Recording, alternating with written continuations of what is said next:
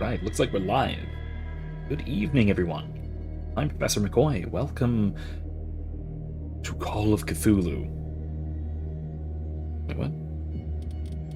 Well, that's interesting.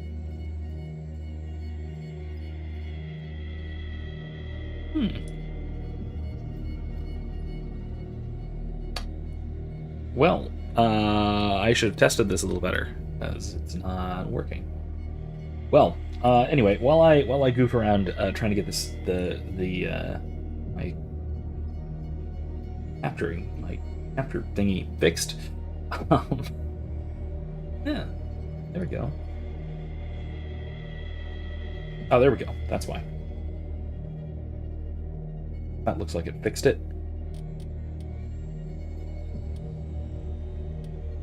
I turned off capture cursor, but I guess we're gonna have to deal with looking at the cursor.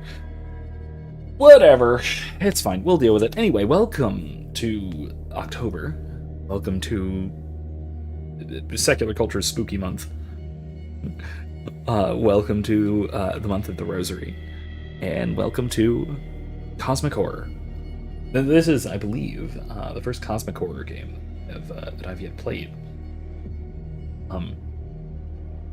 Or really anything. Is this the first horror game I've played on stream? I think it is. Anyway, here we are. Let's just. Well, before we get into it, I want to outline this briefly.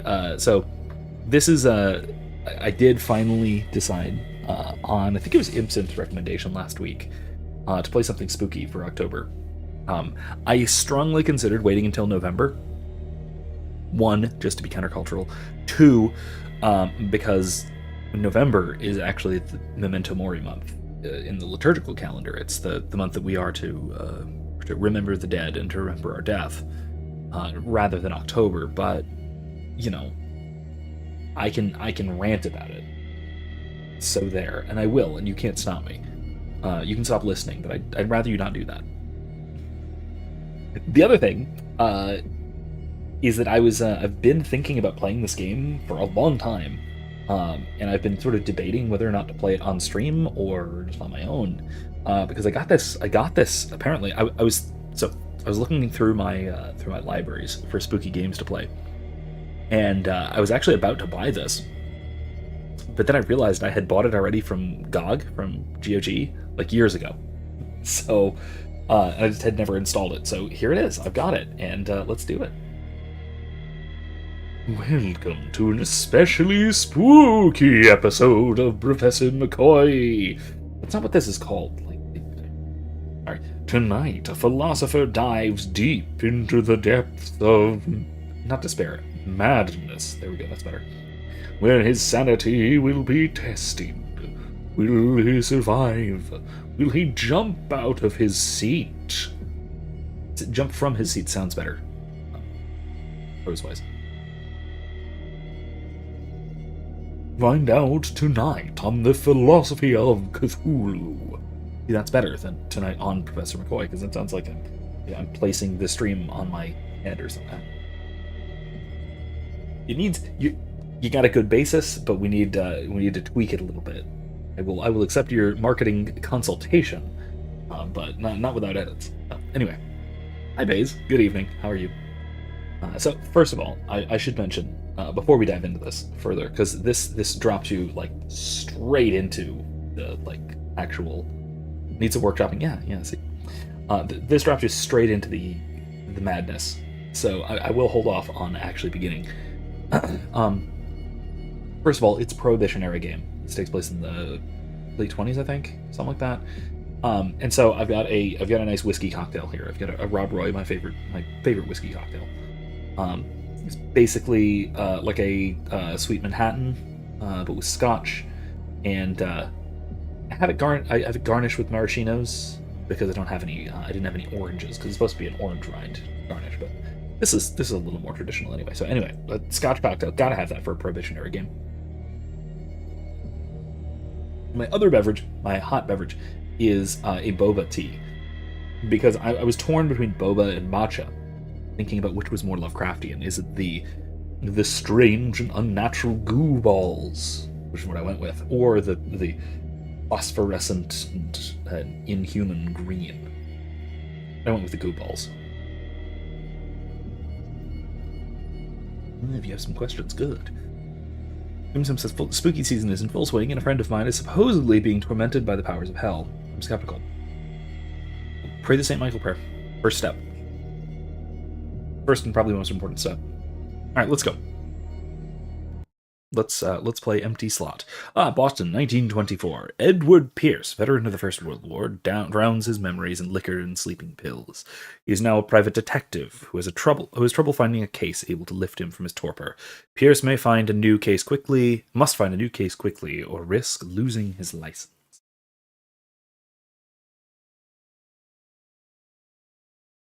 Oh, Baze, you're good. Got great news. Oh, good.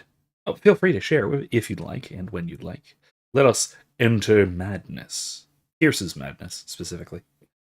Edward Pierce. If I am mad, it is mercy. May the gods pity the man who in his callousness can remain sane to the hideous end. Lovecraft.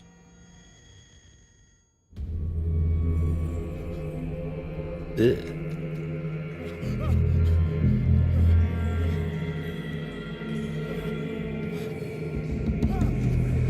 Shark.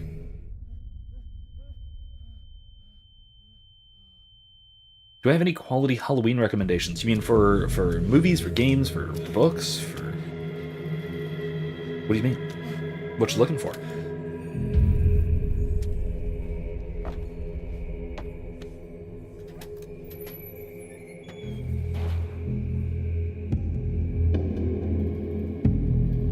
Sim says I still need to get around to reading H.P. Lovecraft. One of these days. He was best friends with my favorite authors, Robert E. Howard. Both great. And yes, there are strong similarities between the two. Very strong similarities between the two. I don't actually know if they ever did crossover stuff. I know Howard did crossovers between his own various characters, but I don't know if he ever crossed over with Lovecraft. I mean, I will say, Baze, H.P. Lovecraft did some good short stories. Shadows Over Innsmouth, I think it's all right. The fish people one is a great place to start. There is the Call of Cthulhu. There is my other favorite of his is it's the one with the pyramid. I forget what it's called, but the one with the pyramid. I will say, though, in terms of recommendations, I'm not big into horror, really.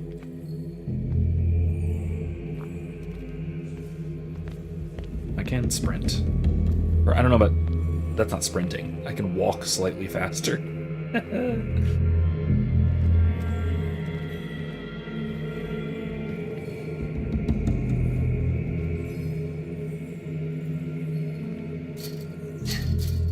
That's not good.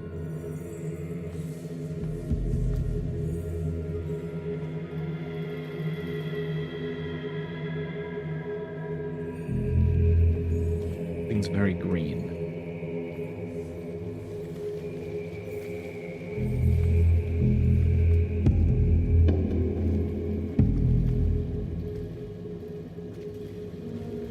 How can I do that? Oh, I need this. Okay. Hurricane lamp.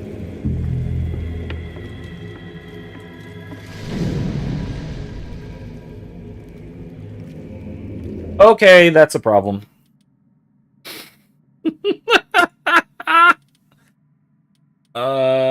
Vibration on controller off. Please. Yes. Oh my god. All right. Oh gosh. That was okay.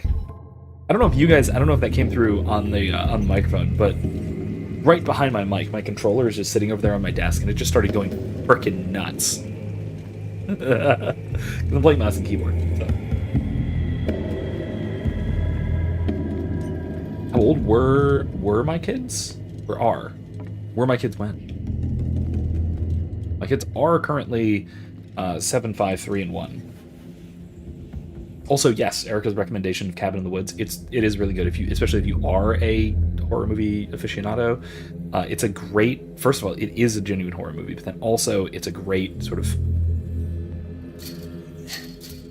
semi parody of horror movie cliches. It was really good. It was really enjoyable. Okay.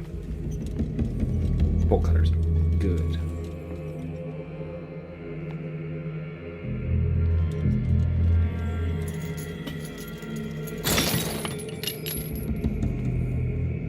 I thought you meant to ask how old were my kids when... Do I turn off my lamp? Not like that. How do I turn out my lamp?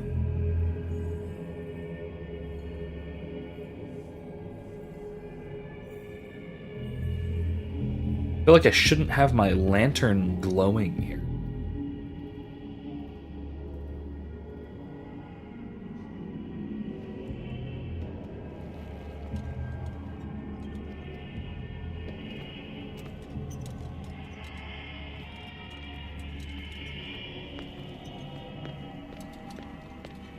Sounds like a distorted radio. Playing some kind of music. Interesting. What a putrid offering. Yeah, I agree. Dead orcas. Wow. Don't fight. You have been chosen.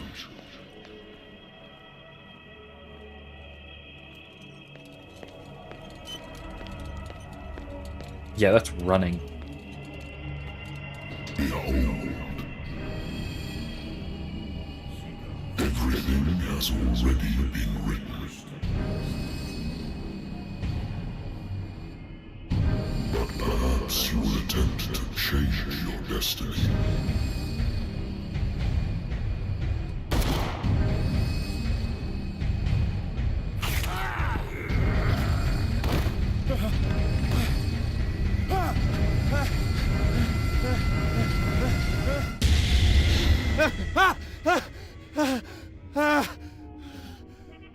Nightmare. I hate whiskey. Oh, so that was the what the distorted radio was about. Yeah. I wonder why I still take these things. Doctors prescribed them when I returned from the war. They swore that they would put an end to the nightmares. For a while now, their effect has been wearing off.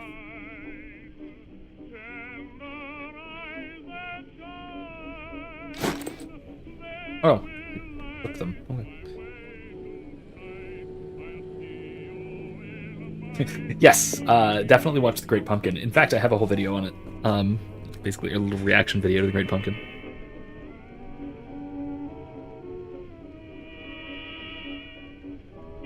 I have... Okay, here's another thing. I've been recommended Over the Garden Wall, like, so many times, and I still have not gotten around to actually watching it. But I feel like I maybe ought to.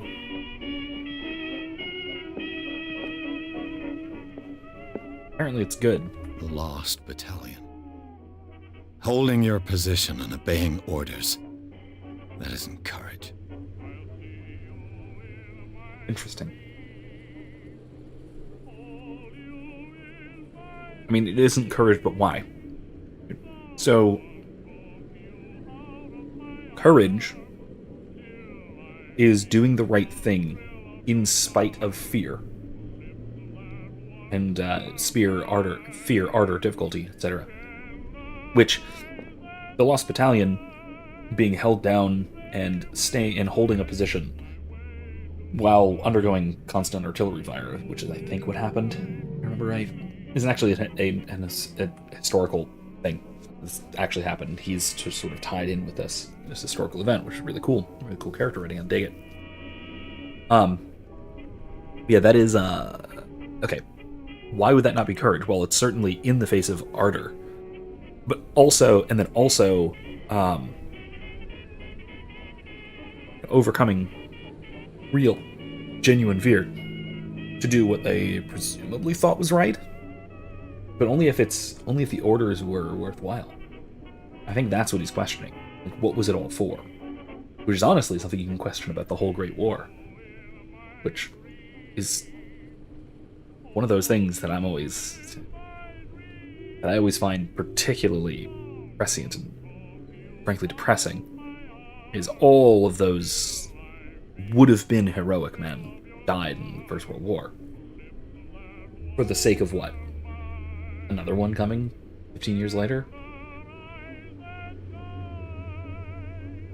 Bay says, as someone not particularly into horror, I can recommend a miniseries Over the Garden Wall. There you go. It's great, and Just Add Magic, a show geared towards young girls, but it's great nonetheless. Just Add Magic. Huh. You might remember that one. I used to be an avid reader. And now? You have 2 copies of California, Alaska. Sorry, 4 copies of California, Alaska. Interesting.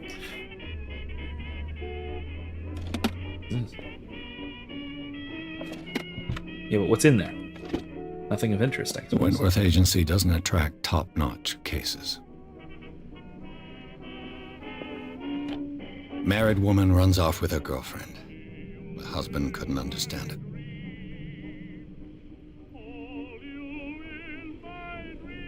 Well, it doesn't make sense, so of course it just ended.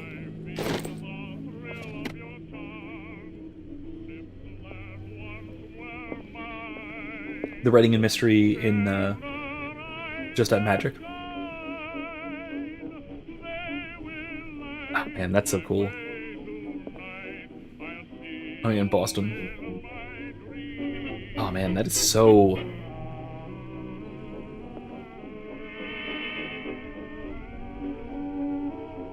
Oh, that is a... Oh, I recognize this. This is actually a famous news clipping. This one. Of feds busting a booze smuggling ring. Or wait, no. I think that was from the beginning of Prohibition. And they were dumping out a bunch of beer. Because there basically weren't beer smugglers during Prohibition, because why would you do that? You'd have something harder, you know? Which again, iron law of Prohibition, if you are going to prohibit something, you will only ever find the most severe form of it. And it will strongly incentivize the production of the strongest form of whatever it is. Whether that is alcohol in terms of alcohol prohibition, or drugs, and this is where you get like things like the fentanyl crisis. The fentanyl would not be a thing if, say, morphine or things like that were more available in a legal manner. But because these drugs are, 1, completely prohibited, 2, of unknown strength, you get them mixed with things like fentanyl, which are killing people. On Dailymotion, I do have Amazon Prime, so might check it out. I should get rid of all this stuff. No, it's cool. My pack rat instincts say no, keep it. It's really, really cool. Natural sciences, linguistics, archaeology. Got a whole thing going, huh? What's this? A good old story of blackmail in a speakeasy. The bar owner who hired me didn't like the way I closed the case. But when you're already outside the law, there's not a lot one can do against a private detective who's got proof against you. Another problem with Prohibition. It creates effectively an outlaw caste. Which is not necessarily a bad thing. It basically just sets up a system of private law outside the state, which has its benefits, but also lends itself to, in a lot of cases, gratuitous violence. Which is where you get mafiosi, which is where you get current gang violence, all that kind of thing. See, I didn't even realize that I was going to be talking about Prohibition a whole bunch in this stream, but, I mean, there you go. That is a topic. No. We don't need a drink yet. Been a while since I jotted down something other than my nightmares. Ah, okay. 20th October, 24. Oh, okay. The doctor can well repeat to me that I no longer need my remedy. Keep my memories at bay, but I know if I stop, the memories will return. One of these mornings, I probably won't wake up. Despite the treatment, I again hear voices in my dreams, but they're different, unknown. They seem to surface from unfathomable, in ancient depths. What nameless creature is calling me? Ooh! Freaky. Alright.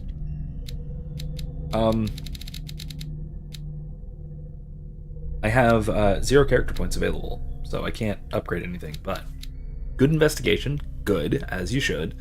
Low eloquence, alright, fine. No occultism, very little medicine. Good strength. Yeah, Pierce is a strong fellow. Look at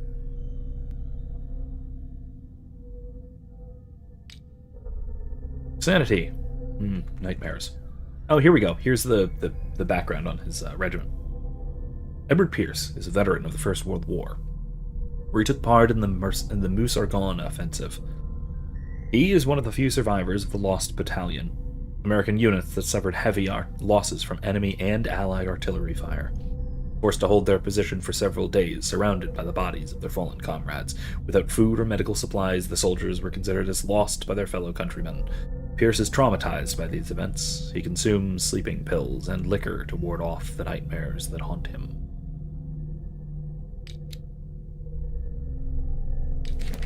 Darkwater. Places. Pierce Investigations Agency. After the Great War, I decided to set up in Boston. But there's no lack of work for guys like me. One small-time case follows the other. Adultery, settled scores, disappearances that are not actually disappearances.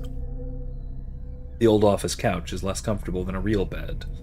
I should probably get rid of these empty bottles, but this place is mine for the moment. No occult. No clues. Lighter.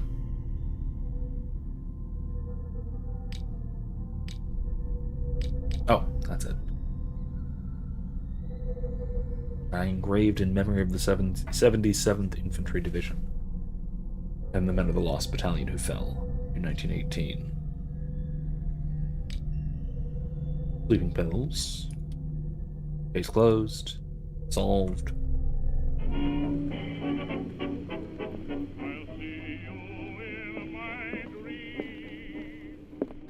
I have business here to attend to. What business? Is it a bathroom or something?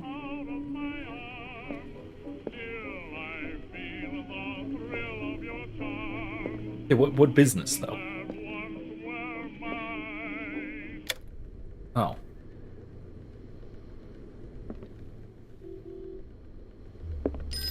That was it. I just needed to turn off the radio.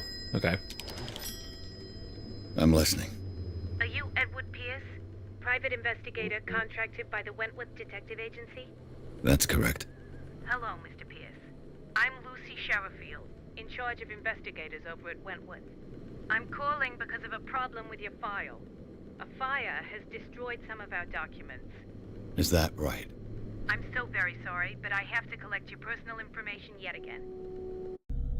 Ah, okay. So I get to upgrade stuff. Got it.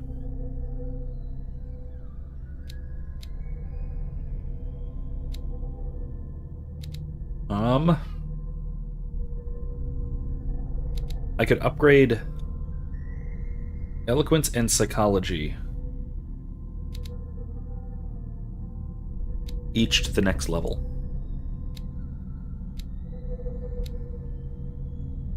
Or investigation up one fully. Base says, on a semi-related note, the guy from Freedom Tunes is making a full TV show and is crowdfunding for it. Yes, he is. Seamus. He already made the first episode as a reward for donors. It's really good. If you're a fan of his regular content. Yeah, I do. I ought to check that out, actually.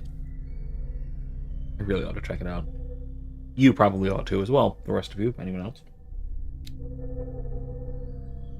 I mean, Seamus's content in general comes with my hearty recommendation. What hidden is quite good. Okay, there we go.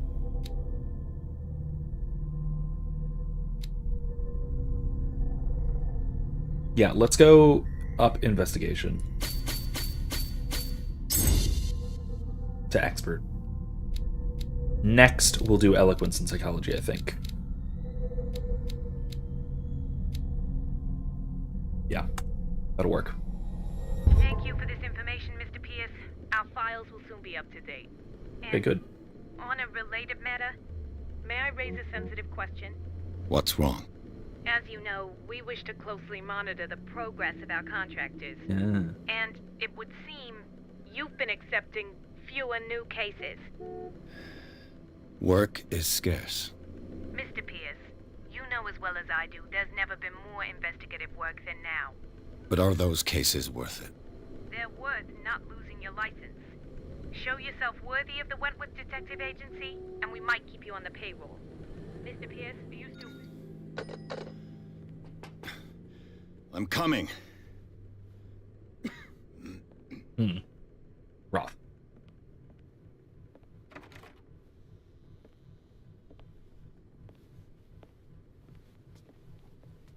Sir, I came here on the advice of a person whom I hold in high esteem, and I must say that I expected anything but a drunkard's lair.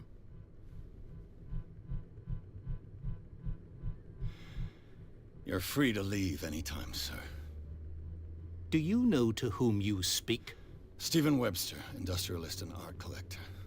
All of Boston knows you. Tell me, Mr. Pierce, are you capable of handling a new case, or are you simply a deadbeat inebriate? If you come to me... The two are not necessarily it means exclusive. Nobody believes me. They take me for an old fool. Sarah, my little girl, she is dead.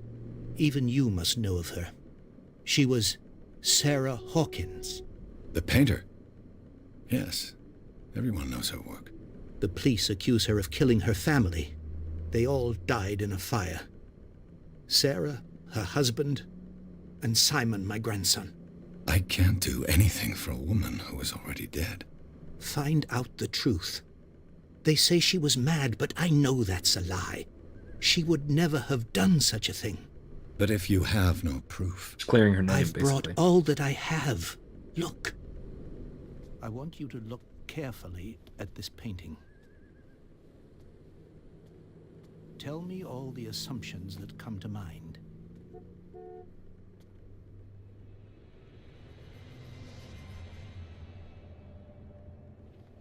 What am I supposed to find? Tell me if this is the work of madness. Or if, on the contrary, you manage to detect some logic, a rationality to follow so that I may understand it. Is that all you want from me? Yes, please. All right. I'll look at your picture. That's all you've got? The painting?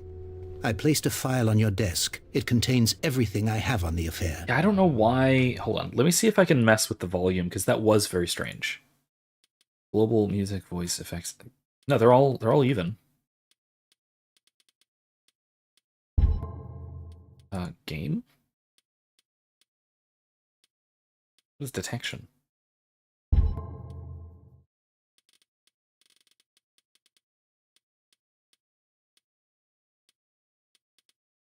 No. I don't know, that's very strange. Examine the painting.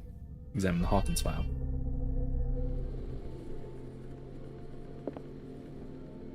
Let's look at the file A first. warehouse on Darkwater. Some sketches of the Hawkins family. Rather thin. Yeah, that's the three of them. The shipping label, some of it is unreadable, but I can make out part of the address. Warehouse 36, Darkwater. The police report, it says that the fire started in the dining room and claimed the whole family. Police decide on a domestic accident, but they, nevertheless, insist on Sarah Hawkins' mental frailty. Why? Press cutting, an article written about the marriage of Sarah and Charles Hawkins, a businessman from the island of Darkwater. They live a recluse life there with their only son, Simon.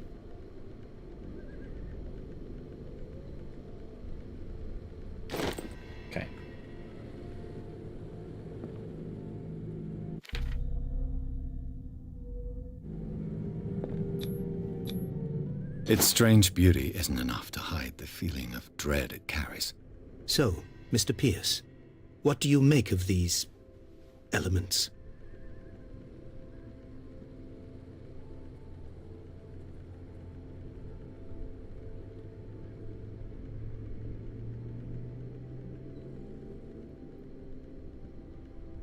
Her husband was a big deal on the island. But the police are sticking to the accident theory. Though they mentioned Sarah's mental state was fragile. I believe you are right, sir. This case is not as simple as it appears. I am aware of that. I believe there is more to this case than just an accident. Okay, so yeah, Bays describes him as a Catholic conservatarian. Yeah, that's about right. That's about right. Although I will admit I'm less of a fan of the direction of his politics over the last 10 years or so, over the duration that I've been following him. But he has been going a little bit in a slightly more authoritarian direction of late over the last few years. But a lot of people have. So what are you gonna do, right? But something else worth mentioning on a related topic, from a topic of Catholicism and libertarians and whatnot. I don't know if you guys follow Clint Russell. Liberty Lockdown is his podcast, which is great, by the way. I highly recommend it. He does a lot of basically just news and current event stuff, a lot of libertarian theory applying to it. He really got his start during the lockdowns, hence Liberty Lockdown. Liberty Lock Pod, which I think the name of the group or something like that. Anyway, whatever it is. But recently, like yesterday, I think, his father passed away. And he put out a podcast episode that he was like throughout just talking about whether he was honestly not sure whether he was even going to share it. Basically detailing his thoughts and his experiences with his father as he died, and it was beautiful, really. But yeah, it's another instance, and it was in this experience. He had always been a sort of agnostic who was interested in religious and spiritual topics, but could never really get himself around to believing. But one of the big things that he talked about was this absolute feeling of the divine, this simple, direct, apperceptive knowledge of God. In the time, in those last few days he spent with his father. And it's yet another instance of a sort of Mises Caucus right libertarian guy who I've liked and followed for years,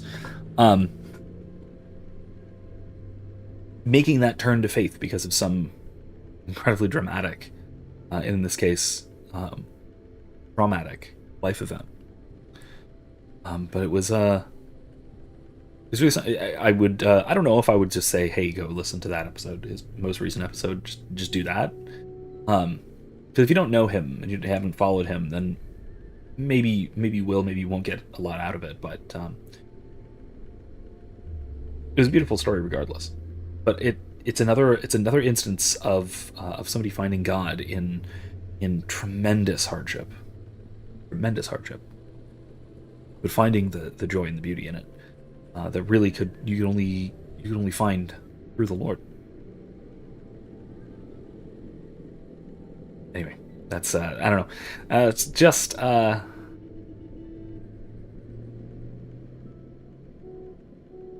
it's another interesting instance, because it reminds me of Dave Smith's sort of conversion story. Another Mises Caucus right libertarian guy who I also followed for quite some time, who again has sort of turned toward God. In his case, after the birth of his first child.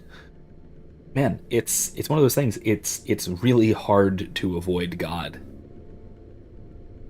if you live your life, especially if you live your life in any way open to him. You don't intentionally kick him out of your life. Anyway. The sender's label mentions Warehouse 36. That's right. It came with Sarah's last painting. And you think your daughter could have been the sender? That is what you must find out. Go to Darkwater. Find Warehouse 36. Warehouse 36, huh? You must tell me if what the police suggest about the mental state of your daughter is true. No.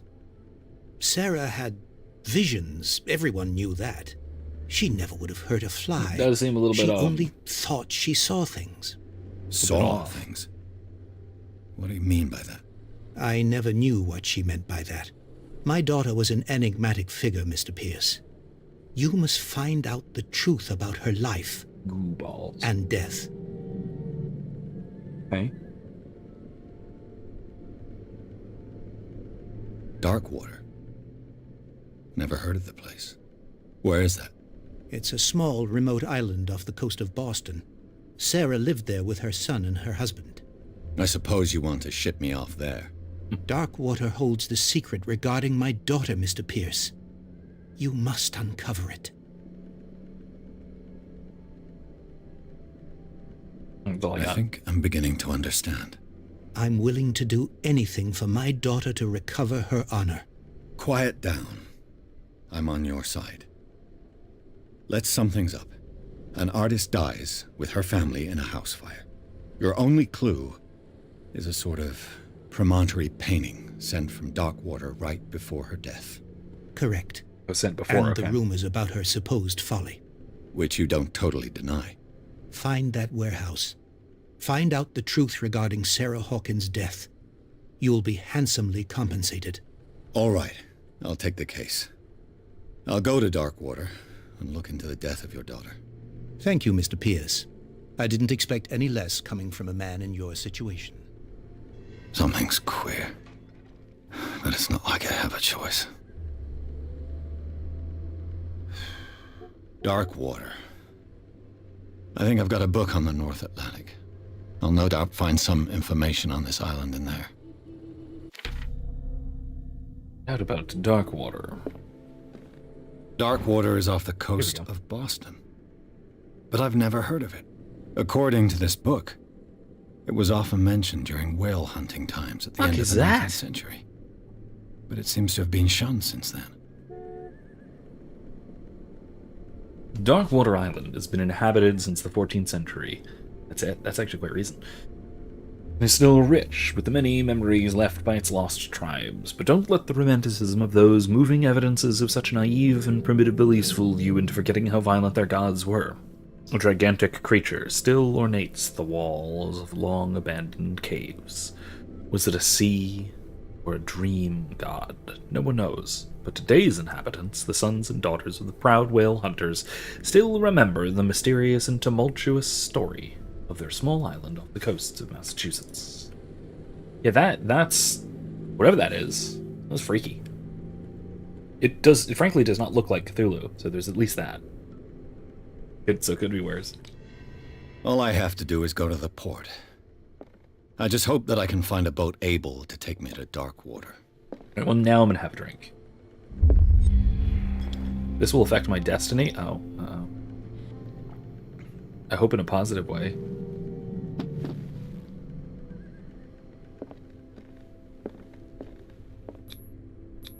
Well, that will affect my destiny.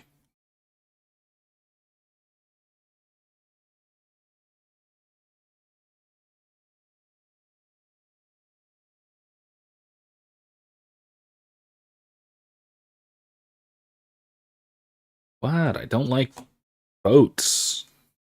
Get a little liquid courage.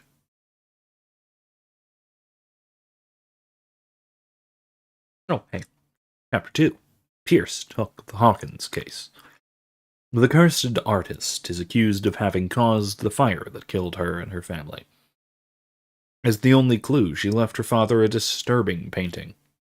On the shipping label, an address, a warehouse, set on the docks of the island of Darkwater.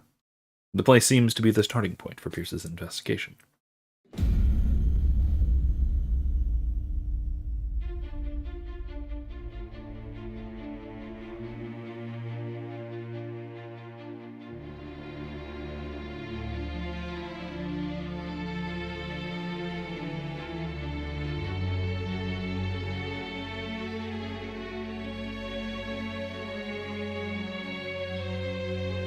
Ah, credits.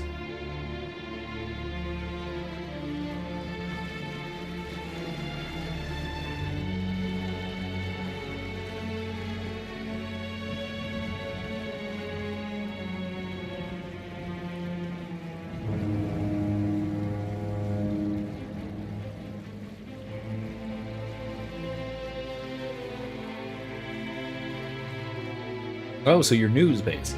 Therefore, Robbins Deal to Grade invited me to their gig in South Carolina at the end of the month. They're playing live music at Supra, 4th century Gregorian feast. Cool. Very cool. We're almost there. Man, well, have a good time. That sounds awesome.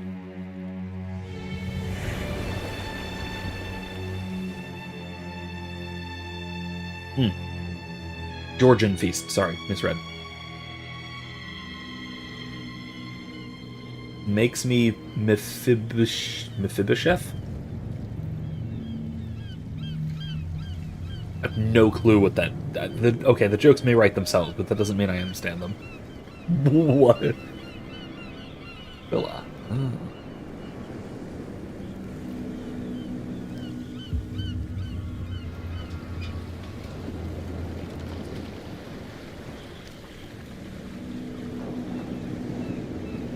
Man, that's foggy. Unpleasantly foggy. Stay on board. There's guys coming to unload.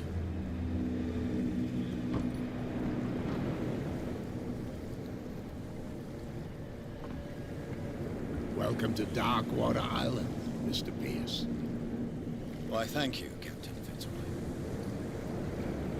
So, what wind brought you?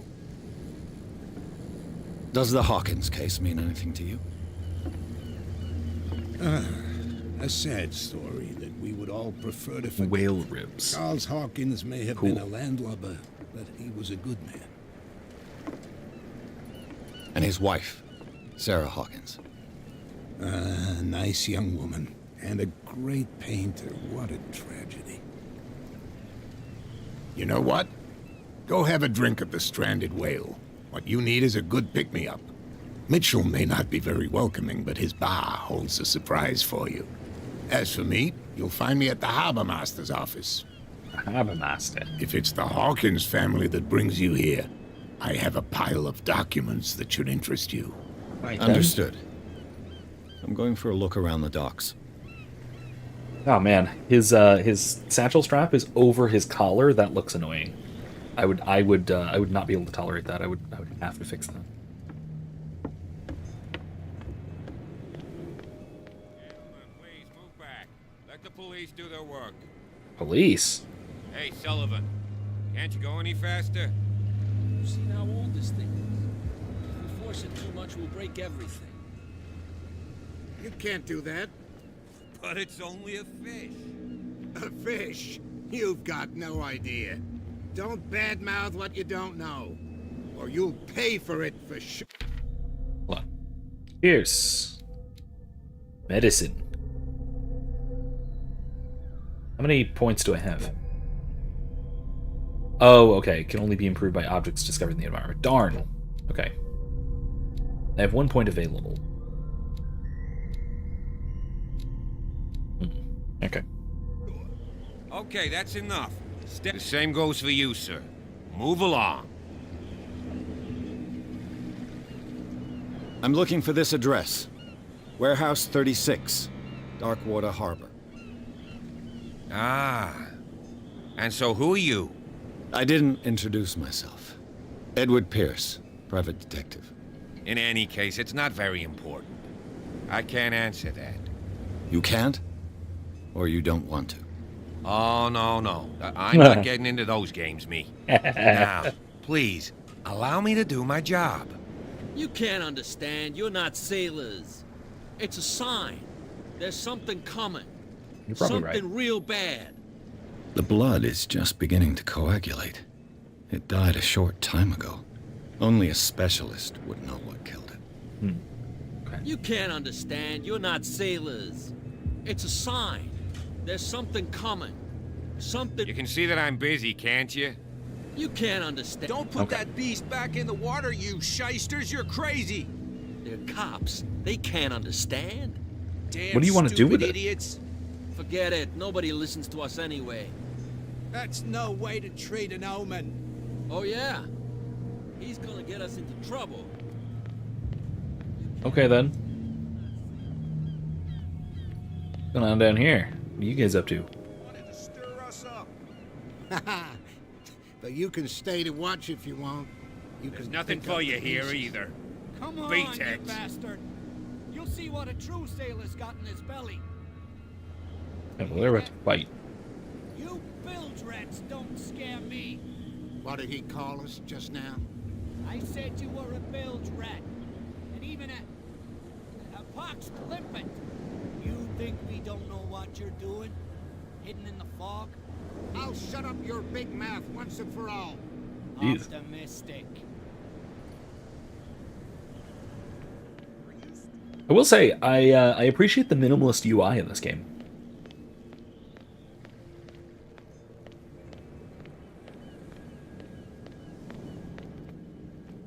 If there's one thing that can ruin a horror game, it's an overly intrusive UI. Even if that's something as simple as just like a cursor in the center of the screen, or not a cursor, like a little reticle in the center of a screen, especially in a game that's not a shooter, it does not need that sort of thing. Hey, chums.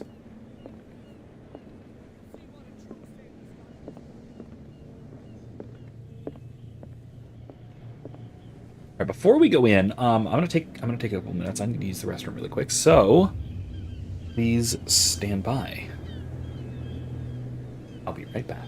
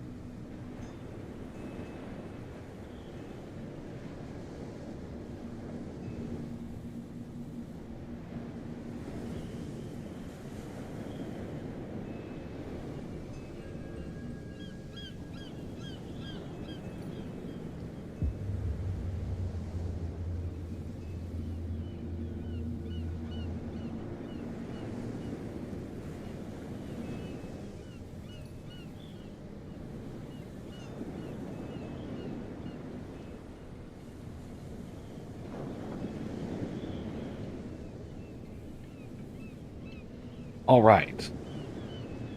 Sorry about the delay. We're back. Oh, okay. Babe says, more obscure Bible reference. The crippled grandson of King Saul, invited to a royal feast by then King David. Huh.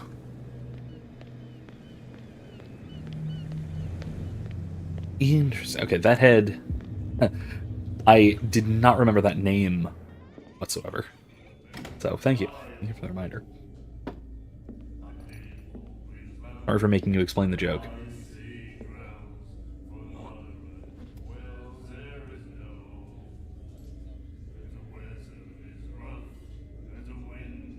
Hey, buddy.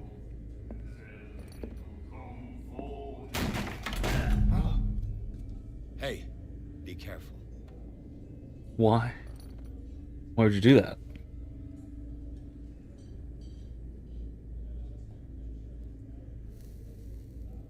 Oh. Let's get him another drink. He's dry.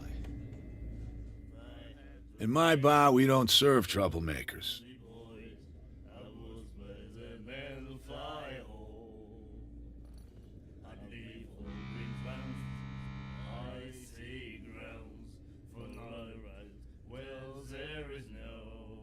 You saw what happened. He's the troublemaker. Oh, you're a true mainlander. A real princess. You strut around with your la-di-da ways, and then, as soon as the pressure rises, you start squealing.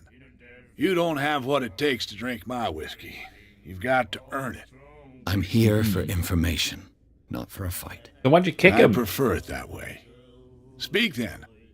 I reserve the right to answer or not.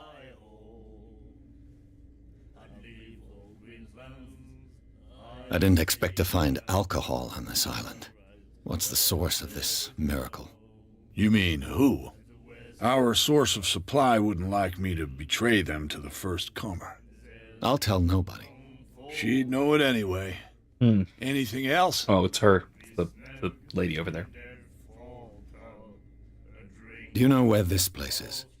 Warehouse 36, Darkwater Harbor. The Hawkins warehouse. I see, yeah. If I were you, I wouldn't hang around there. Why not? First off, there are rumors. Sailors from around here say you can hear noises coming from the warehouse at night. Screams, that sort of thing. Oh? Screams. And that's not all. There's the fate of its owners and all the superstitions that go with it. But I'll say no more. Anything else? Interesting. That's horrifying. Okay, cool. Very cool. All right. Like, and no one's looking into that? The screams emanating from the warehouse? I guess not. That's normal, I guess.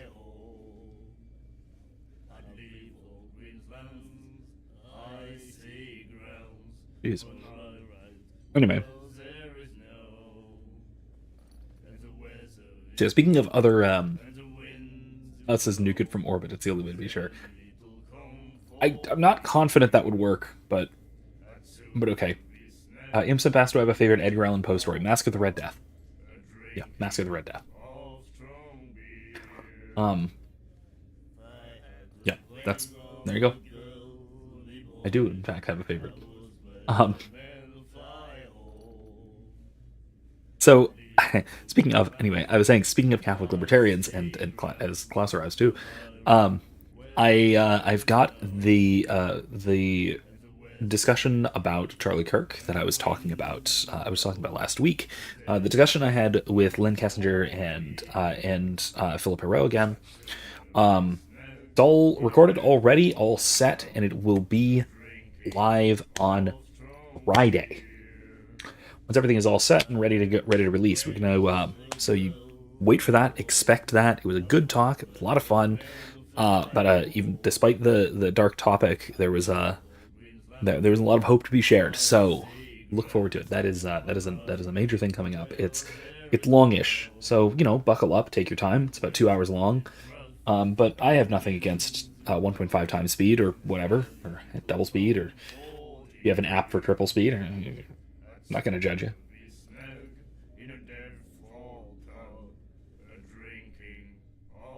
Or hey, if I talk too fast, you can always slow it down.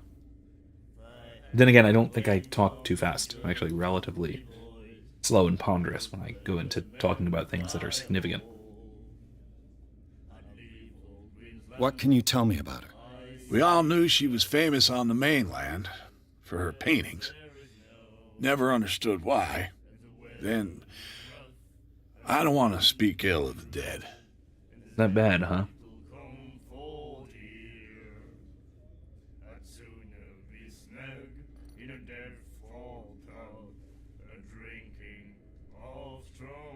Imsip asks, would it be weird if I erected a Japanese-style Catholic shrine in my room? An icon or statue of Our Lady of Akita, some ukiyo-e, Art of the Gospels. Why did I say Gospels? Maybe an ukiyo-e art piece of the Blessed Japanese daimyo, who was Catholic and was exiled for his faith, died in the Philippines. Interesting. I don't think it would be weird. It's a niche interest, that's all. And it seems like a relatively healthy niche interest. If it draws you closer to God, see, especially why not?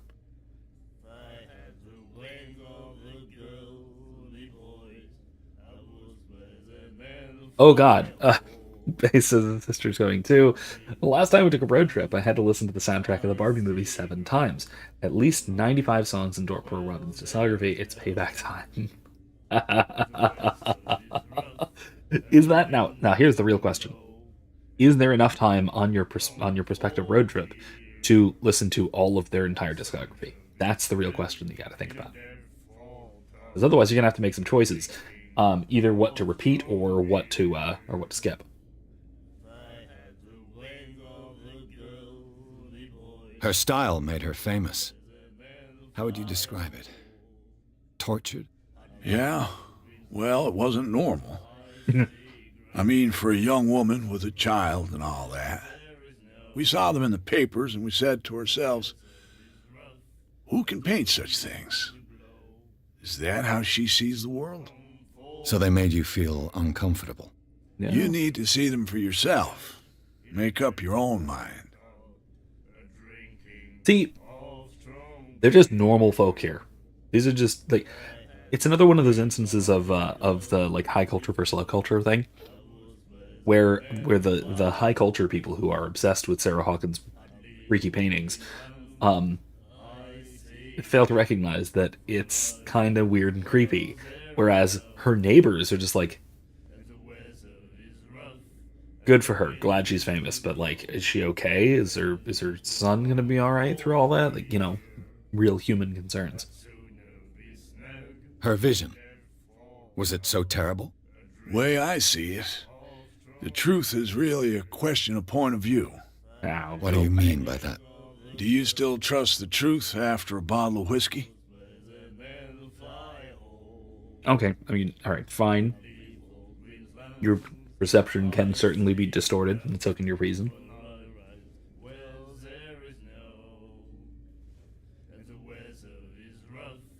Hymns of Mass, if a Japanese Catholic claps and bows like the Shinto, but do it to an icon of Our Lady, is this an improper pagan way to pray? Or is it taking a Japanese tradition of veneration and attributing it to where it should rightfully be used to honor God and the saints? I think it largely has to do with intent.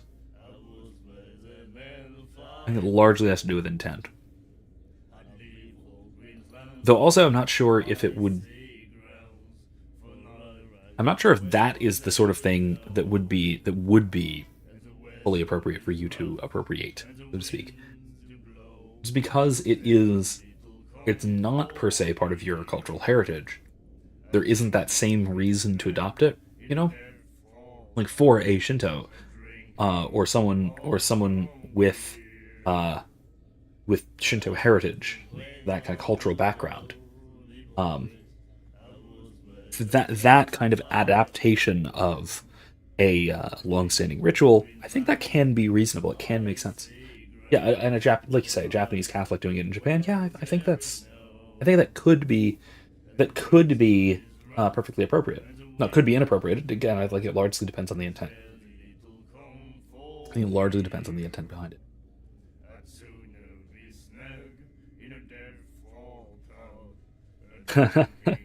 Class says, I love how video game devs from wealthy backgrounds with an English degree write blue-collar workers like this dude to speak more poetically than I ever do. Honestly, I feel like this is just a kind of Lovecraftian style because he has all of his characters talk like this. Lovecraft. I have to assume they're doing it on purpose. And now, well, whether Lovecraft was doing it on purpose is up for debate. Because I could imagine Lovecraft writing like this, or even these authors writing like this, to introduce a kind of artificiality to how the characters are speaking, which can unsettle the listener or the reader.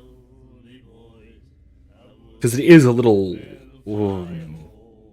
odd with how eloquently and how poetically even this bartender on the backwater island of Darkwater off of Massachusetts.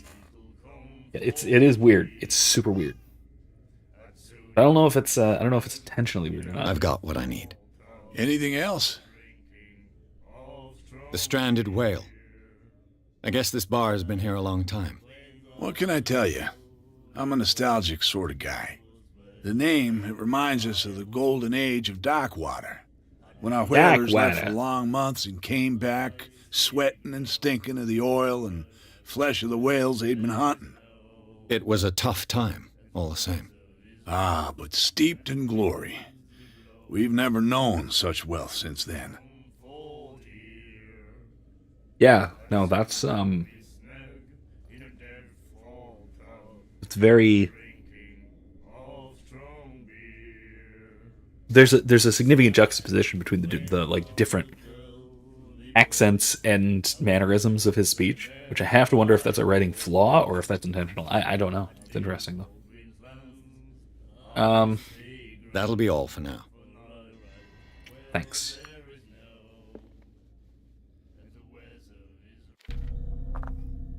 To Fitzroy.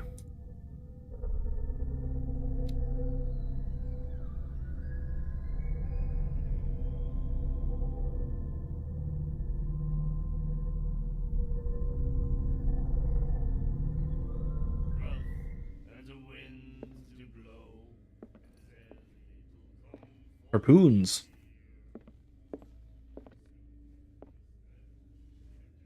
Captain Fitzroy, $12.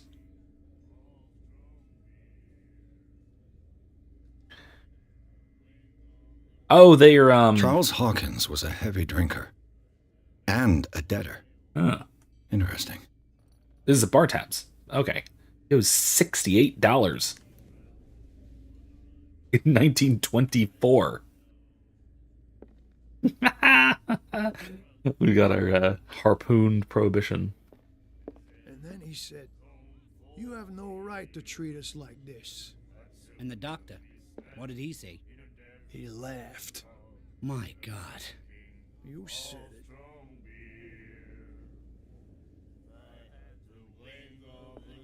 She will do it again, you know. The miraculous catch.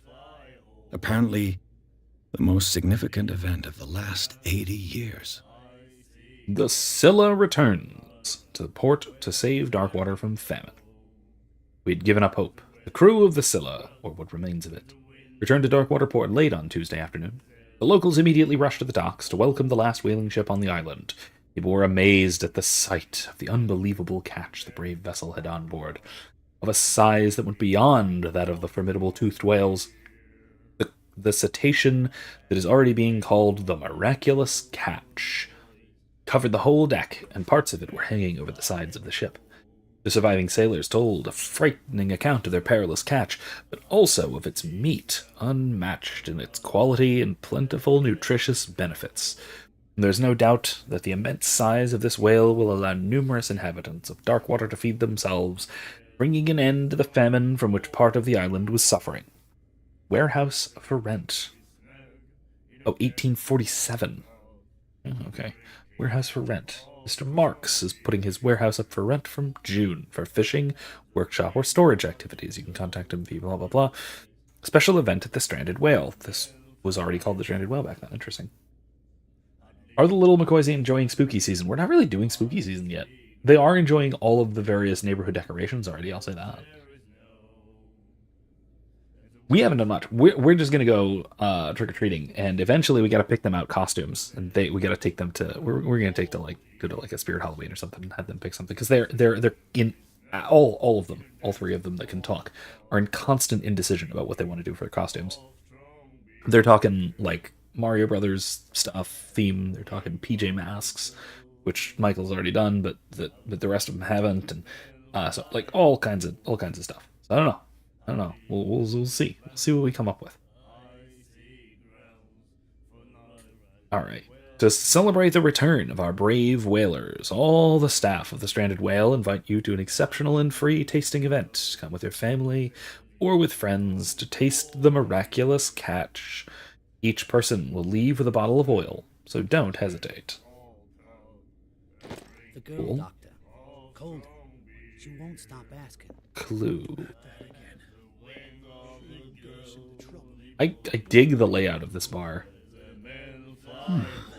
Nightmares. Can hear things and voices whispering.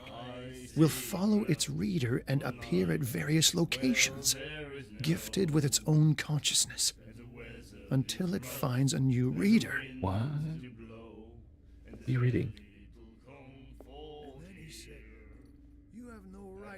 Okay, you're reading the Book of Job in Latin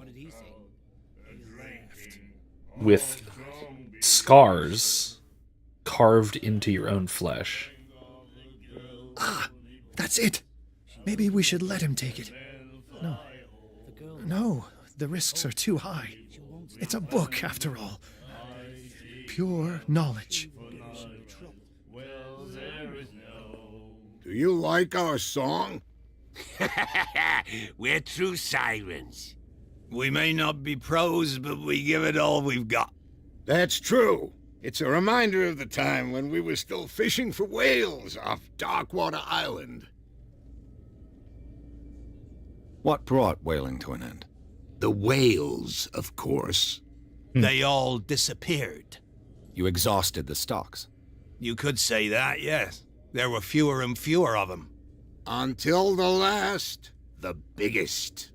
The one of the miraculous catch. Exactly. I've never heard this song before.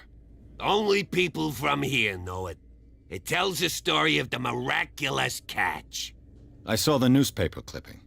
You don't believe it, do you? Watch what you say, young man. That catch saved our island. Ah. Where's the proof? Okay. We're the proof. Without it, the whole of Darkwater would have died of hunger in 1847. It's true. Everything happened just as it says in the newspaper report. Our grandparents tasted its flesh. And it was delicious. I bid you farewell, gentlemen. Good night, stranger. So long. Well, here. I do like the layout of this little bar. The whale bones are cool too. Little private booths.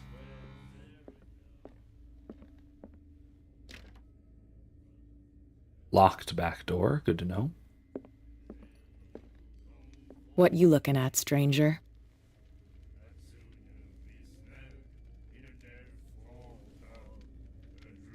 The clientele is predominantly male. Tell me something I don't know. Really? I meant nothing by it. I'm just wondering what a woman like you is doing in this flea trap. And I'm wondering what could be going through the head of the chump who goes to disturb her. Let me drink, stranger.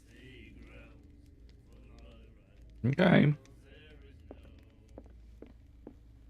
All right, then. In that case, let's go to the Harbor Master's office. Sorry, the Harbor Master's office. Whatever.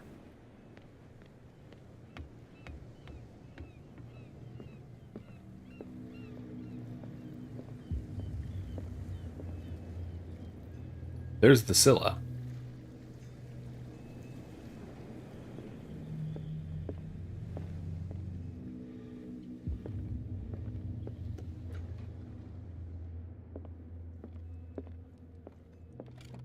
I wonder what Captain Fitzroy has got to say about this woman cat.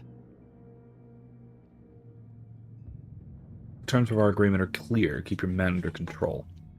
You cannot afford to provoke us. No need to answer this message. Just make your payment to the carrier.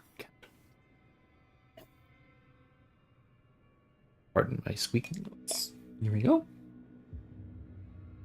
The last of my little goo balls. What's this? Broken.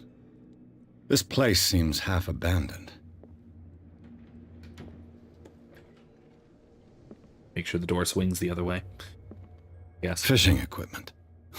Could do with some rust remover. A souvenir from a more prosperous era. I guess this blackboard hasn't been wiped for more than 70 years. The Scylla. It finished up beached at the entrance to the harbor. There used to be an upstairs, I guess. But there is. There still is an upstairs. Learning of medicine.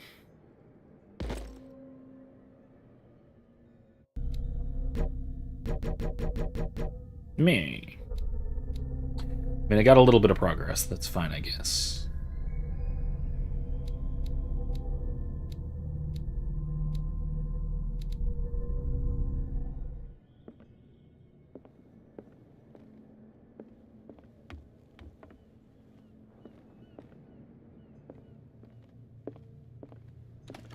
This man and Fitzroy could be twins. And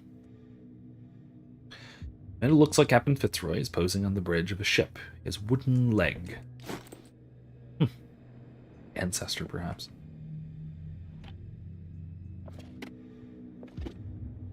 What a macabre souvenir. Oh, I bet that's his, I guess, grandfather's, pig leg.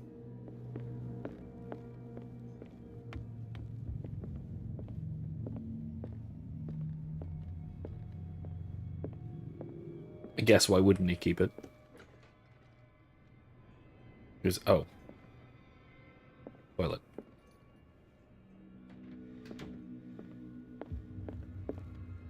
Alright, Fitz. I brought out the Charles Hawkins cargo manifests. They're on the table next to you. But in truth, you're likely to be disappointed. Okay, then. When you're done, come join me on the deck. Okay, over here, yeah? These manifests are signed by Charles Hawkins. But that's all I'll get from them. 1890? 1907. Date. The rest of the document is blacked out. Who want this information to be hidden? 1890? Signing for things, what, 34 years ago? How old was he? I mean, I guess. I mean, he's a long-established businessman, so... It wasn't exactly looking young. From here, I see everything that goes on in the harbor. The hard-working lives of my sailors, the fights at the stranded whale. Even the antics of these wharf rats don't escape me. It's you who lays down the law around here. Oh, I wouldn't go that far. I'm just the last serving captain on Darkwater. Tell me what I can do to help you.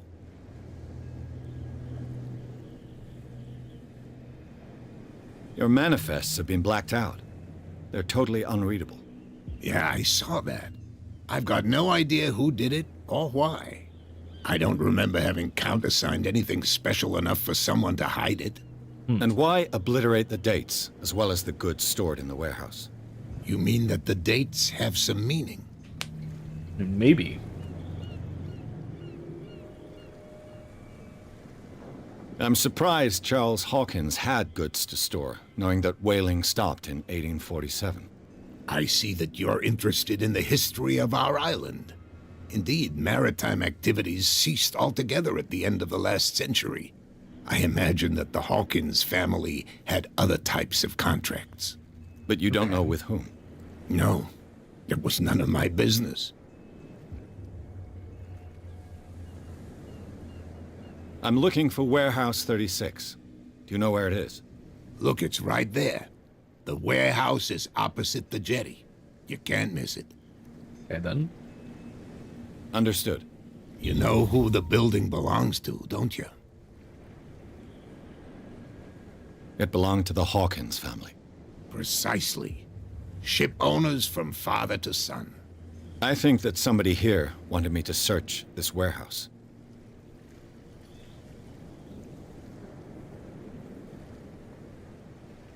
Unlocked answers from... See, I dig this. This is really cool. It gives you these additional things you can ask about based on clues you find. I love it.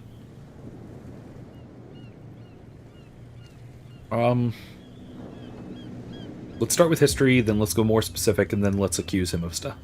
The miraculous catch. Is it a local legend? Not at all. It's an episode from our glorious past. Go read the story of the sailor's return to Darkwater Harbor. It's displayed on a wall of the stranded whale. I did. I'm just back from the wharves. The dead killer whale is unsettling the sailors. Ah, yes. Us men of the sea are superstitious folk. The police took the decision to put the killer whale back into the sea. You've got to understand them. They didn't know what to do with it. I think that was a mistake. Who says that whatever caused those wounds is no longer in these waters? You think we should have kept it? To look into the real cause of its death, at least. Killer whales don't have many known predators. Not even That's sharks. true. And normally, they're not found around here. But, you're gonna take me for a fool. Give it a try. Have you heard about the depths? Trenches that plunge into the earth and that shelter creatures unlike any other. You're talking about mythology. Indeed, you're right. Okay, then. I was looking at your photograph. The one of the man in front of the boat. Ah, yes, I can see the one you're talking about. Interesting resemblance. I thought it was you, but with a wooden leg. And for good reason. That's my father in the photograph. Your father? Okay. John Fitzroy, captain of the Scylla. His wooden leg is here. You can go and see it if you're interested. Morbid? Sentimental, I guess. Okay. I found a threatening letter, signed by a certain cat. What? I don't mind you visiting my harbor master's office, but I'd prefer if you didn't go through my affairs. Are you being blackmailed? Not exactly, no. That shyster wants to make us pay protection money. With any success? I wouldn't say that, but she terrifies my men as much as her own. Can you not do anything to stop her? Don't you worry about that.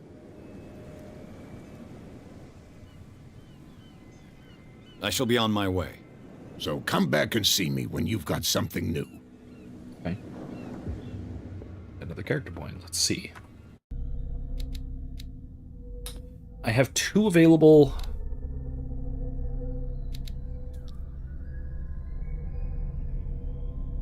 So understanding the motivations of a person based on his or her behavior. Act of convincing or manipulating during discussions.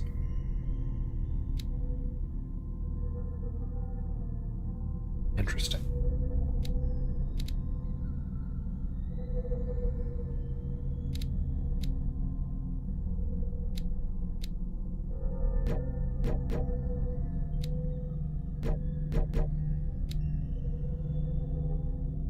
All right. I'm gonna wait. Wait to upgrade anything until I can go a full level, basically. Hey, fellas.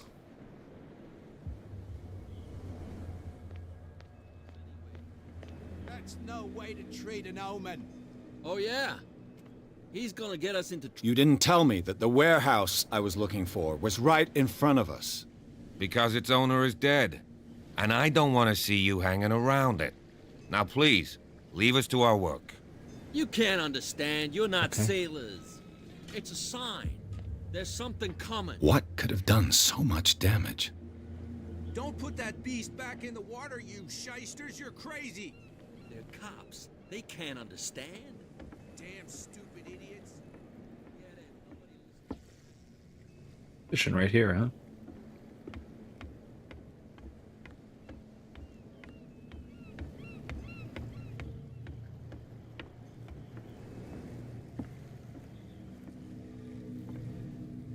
Can't climb up there? Okay.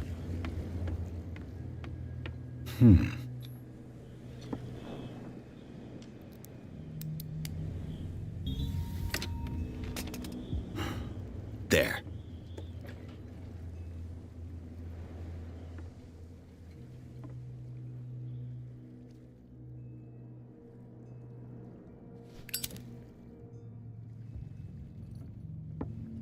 Hello, old friend.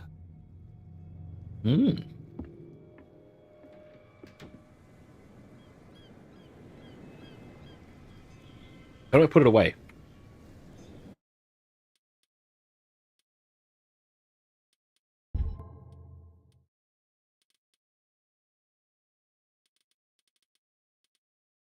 Light is middle mouse button, okay.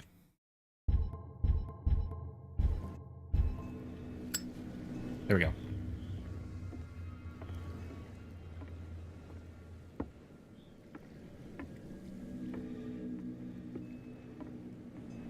Ooh.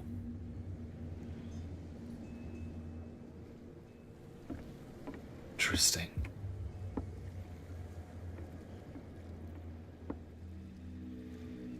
St. Brendan the Navigator, but with a sea monster coiled around him that looks like the sort of god of this island. St. Brendan, patron saint of sailors and travelers. Desecrated. I can't even say which language it's written in.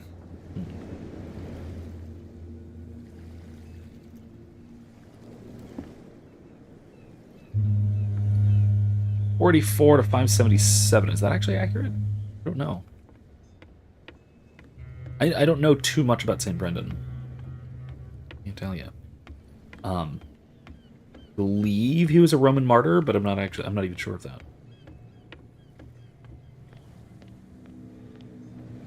Dude.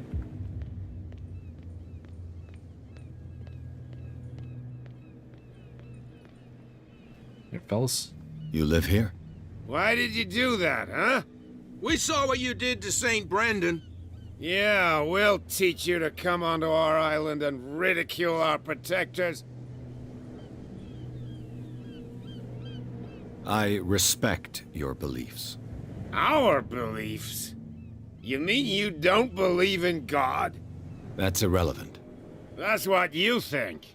There's you, our beloved statue, and then those two bozos behind us. Wait, now that I think about it, it's got to be them. There's one of them who's always going back and forth to the statue. Quieter. That's all we need for them to hear us. What brings you to dark water? The two guys behind you. What are they guarding? The bootleggers. Scum. They're protecting their territory. From whom, I wonder? They really don't have a choice anyway. They're more scared of Cat than an attack by drunken sailors. If only they would kill each other. Huh. Is it Cat who's shaking down Captain Fitzroy? Hold on just a minute. We didn't tell you a thing. Nothing at all. Brendan of Clonfert is one of the early Irish monastic saints, one of the 12 apostles of Ireland. He's also referred to as Brendan the Navigator, Brendan the Voyager, Brendan the Anchorite, and Brendan the Bold. Interesting. Thank you.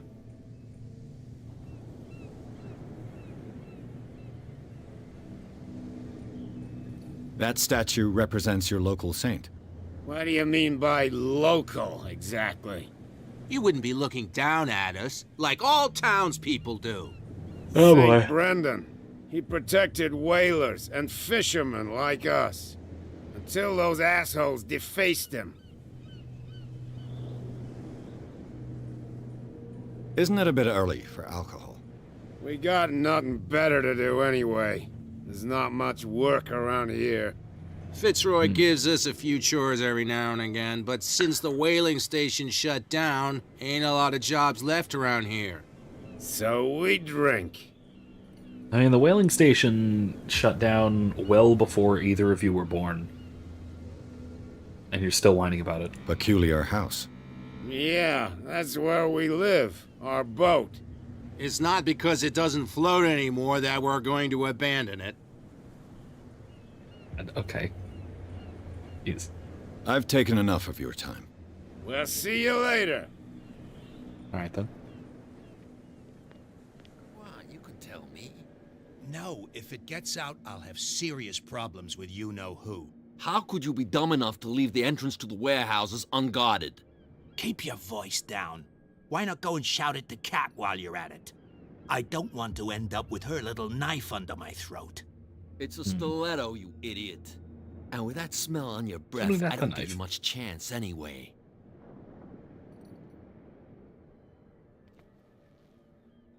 Huh.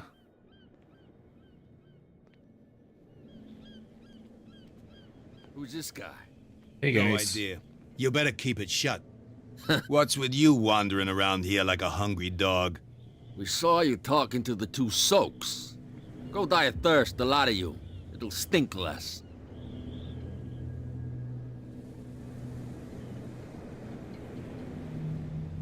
I've got to enter the Hawkins warehouse. I guess it's going to be complicated. No, it's very simple, in fact. Fuck off. I don't give a damn about your racket. I just want to get into this warehouse. And we don't give a damn about you. Whatever your reason for wanting inside, there's nothing we can do for you.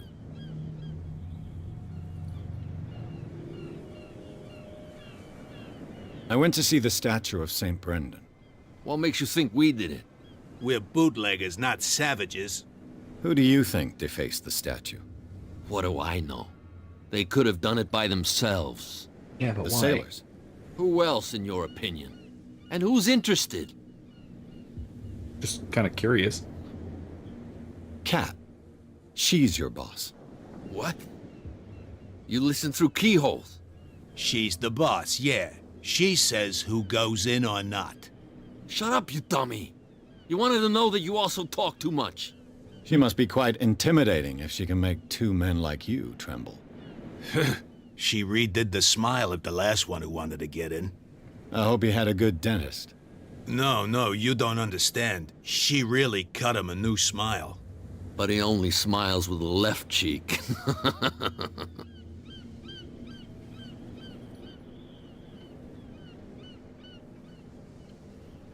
She sounds frightening, your boss.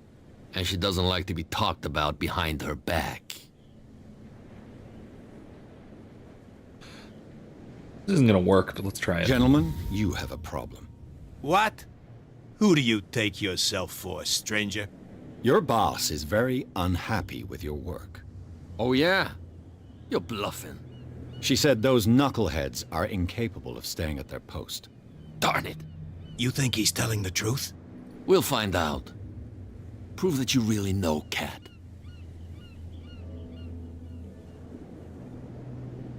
It's risky to question my word.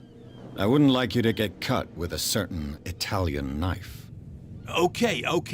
You've convinced us. And They just said that out loud like 5 minutes ago, but whatever. What do you want from us? I thought I made it clear. I have to take a look inside the Hawkins warehouse. Leave me alone, and I'll put in a good word for you with Kat. Okay, it's a deal. That was easy. Let me go talk to this guy first, though. Hold on. Before I do that. Officer Where do you think Beard. you're going? Who are these others so interested in the warehouse? And why would I tell you?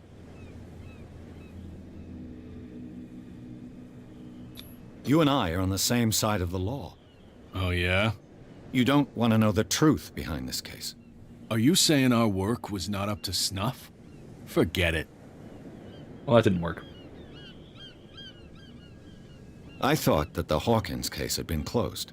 That's true. So what are you doing on guard duty in front of this warehouse? Who's asking the questions here, the cop or the tourist? The tourist, mostly. What more can you say about the death of the Hawkins family? Not much more than what everyone knows. I wasn't on the case. They were all burnt to death, right? Up at their place. The whole mansion went up in flames. Don't get it into your head to go wandering around up there. It's dangerous. What do you mean by that? The only one left there is old Silas, and the accident has affected him badly. He can be unpredictable, especially if a stranger starts poking around the property. Is he a danger to the public? No, he's in his own home. Do yourself a favor. Leave him well alone. Melissa. Okay. Let's head on through. We've been let in.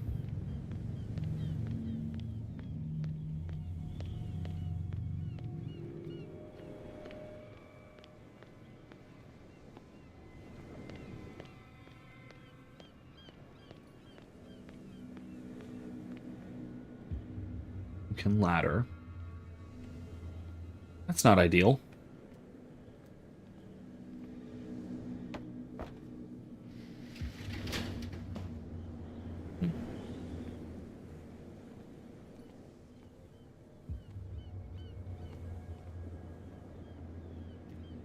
Let's see. So, I haven't played this, but I did watch a playthrough of it. It's a good long time ago. I kind of remember significant parts of it. I don't remember... This place stinks. I don't remember coming in here this early. What is the connection between this place and the Sarah Hawkins case?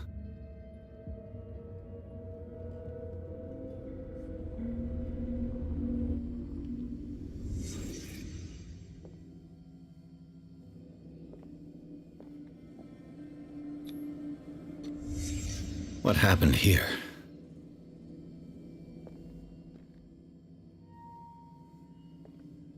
He broke the mirror?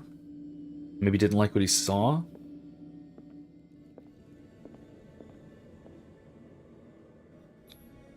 Who has enough money to buy painkillers, but stays in a place like this? It smells as bad as it looks.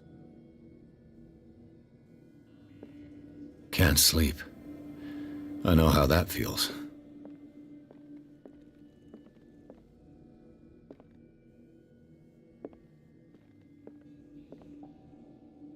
Ooh. Is this one of Sarah Hawkins' paintings? It looks like it.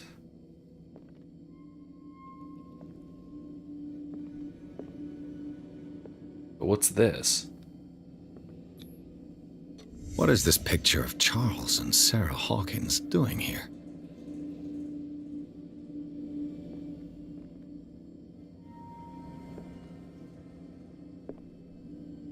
Someone was sleeping here with a picture of Charles and Sarah Hawkins. Gets up.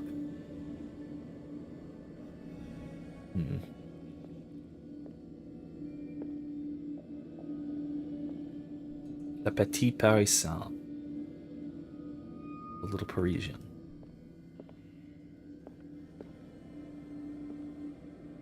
Gets up, sees the painting, does leaves his lantern.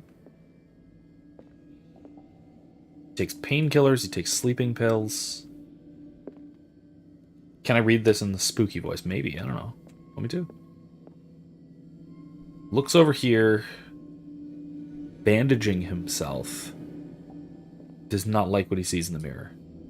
Best I can do.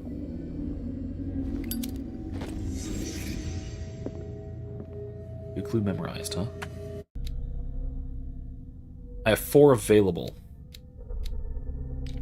The case.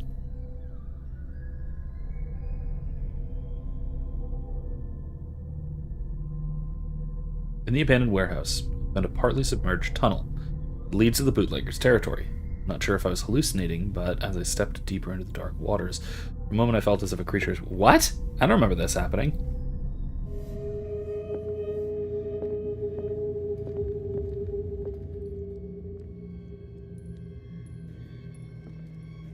This isn't a good bed. To the contrary. Very bad bed.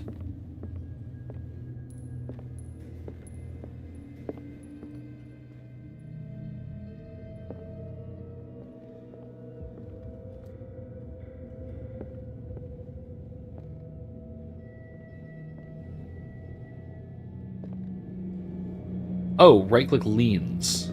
Okay, cool.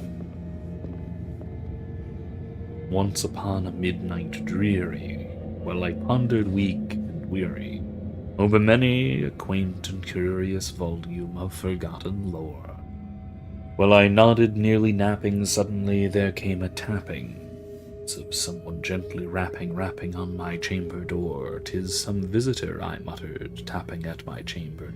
Only this, and nothing more.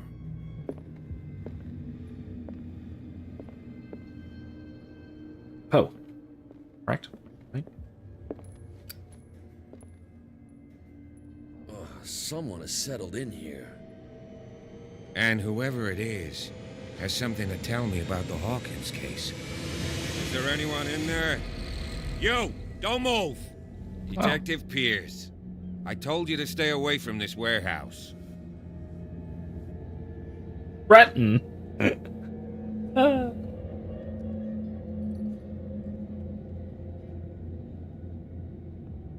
shit, I really should have increased psychology. You seem like a competent officer. We should help each other. You're trying to manipulate me, Mr. Pierce. I hate to be taken for a fool.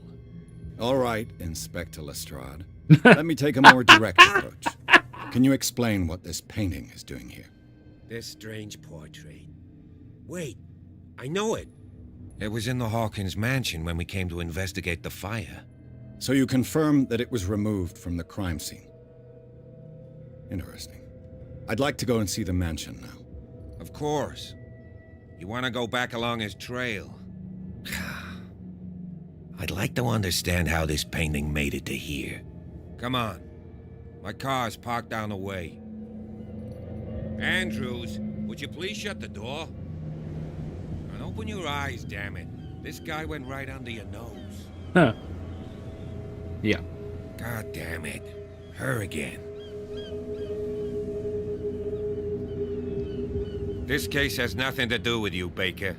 Clear the passage, or I'll shut you up for obstruction. Officer Bradley, you've finally grown a pair. Too bad you're too fat to see them down there. Why, you...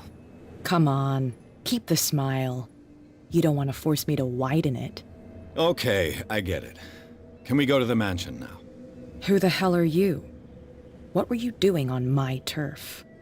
I've got my eye on you. We'll meet again. Great. Is it far, this mansion? Look behind you, at the top of the ridge.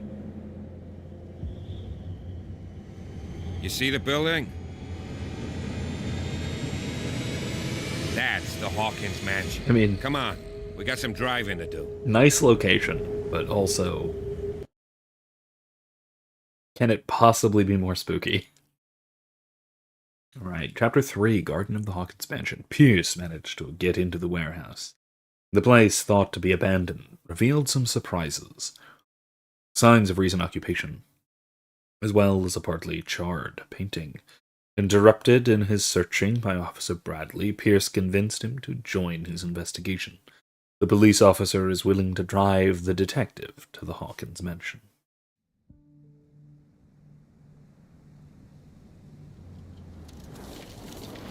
Let's see how far we get tonight.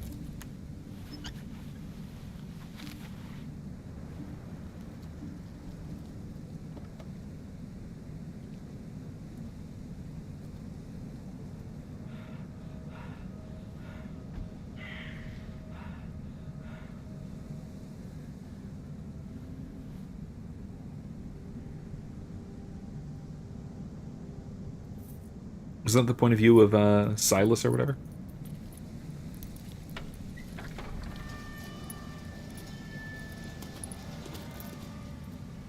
We assume is what that groundskeeper is on. Here we are, Hawkins Mansion.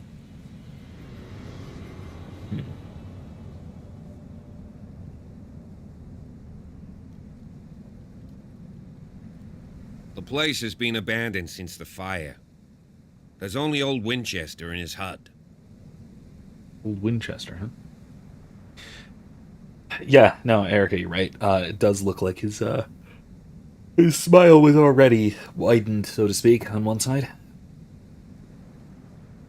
Okay. You're the one who looked after the Hawkins case. Don't think I was trying to hide it. It's just that this discovery shakes my convictions. That's why you're so keen to find out who removed the painting from the mansion. Yes. If something escaped us, or if there's been a law enforcement error, then it's up to the police to make good its mistake. Anything else? Okay, makes sense.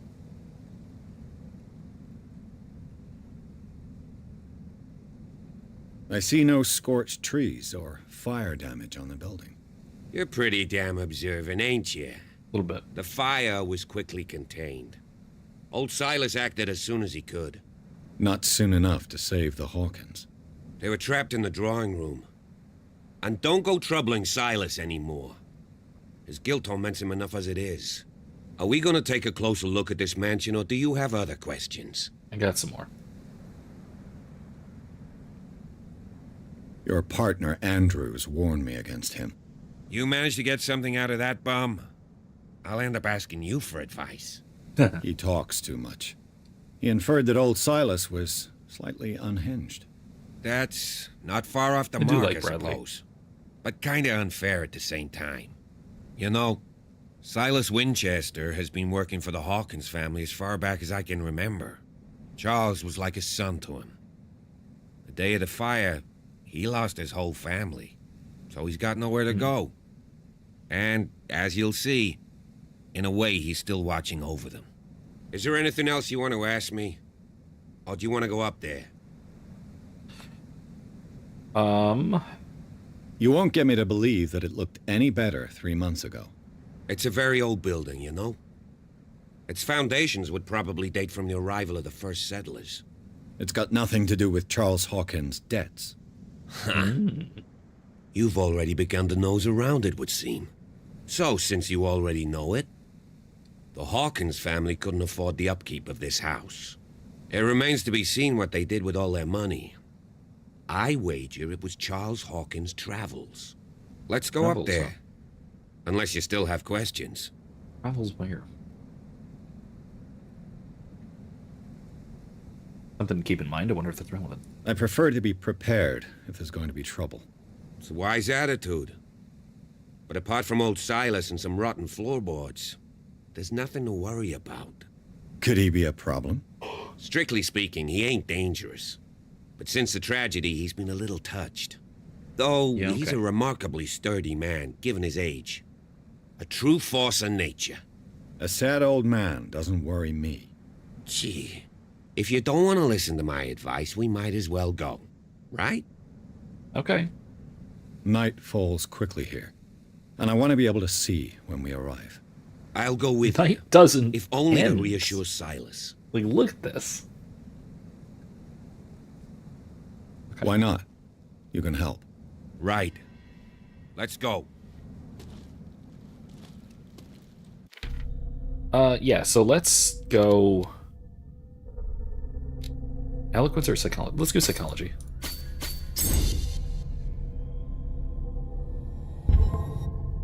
Yeah.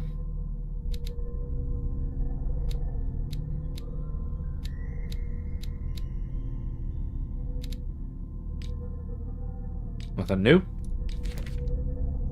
Ooh, we got a lot more new clues here. The case. Clues.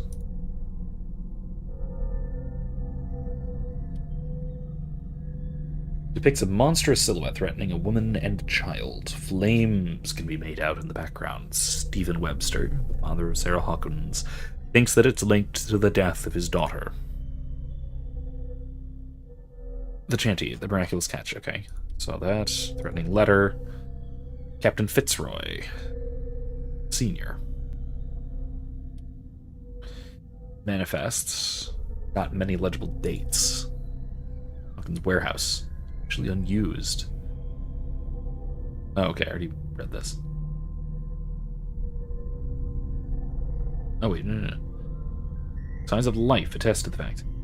Presence of blood-stained bandages must also be noted, probably removed from a wound, as well as pills, painkillers and sleeping pills. Moreover, the occupant seems to be obsessed with Sarah Hawkins, as attested by the presence of several documents connected to the artist's life, photograph, press cutting. But it is the discovery of a partly charred painting, recognized by Officer Bradley as having come from the Hawkins mansion, that allows all doubts to be lifted as to the link between the contents of this building and the Hawkins case. Okay. Stephen Webster, businessman. Wealthy businessman, well respected in the Boston area. Stephen Webster came to see me in order that I might investigate the death of his only daughter, Sarah Hawkins. The man accepts neither refusals nor inconvenient truths. He is ready to do anything to prove that his daughter was not mad. Charles Hawkins, deceased, 41.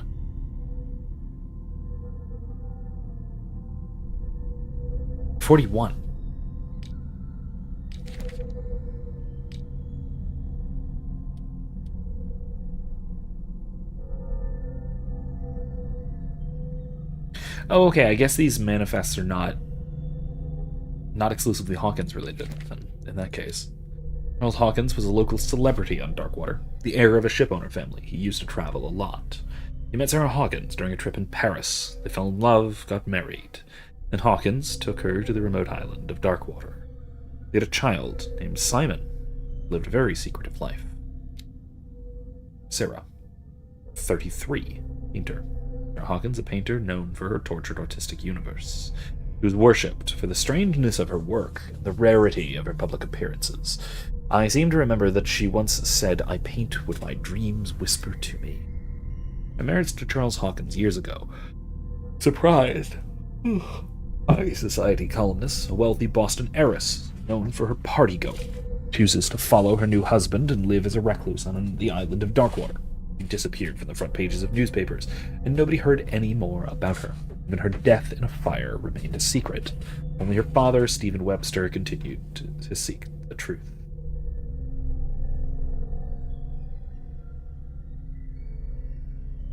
I can't avoid games with spooky paintings, can I? Simon Hawkins, 11, only son of Sarah and Charles Hawkins. He died in the fire that claimed his whole family.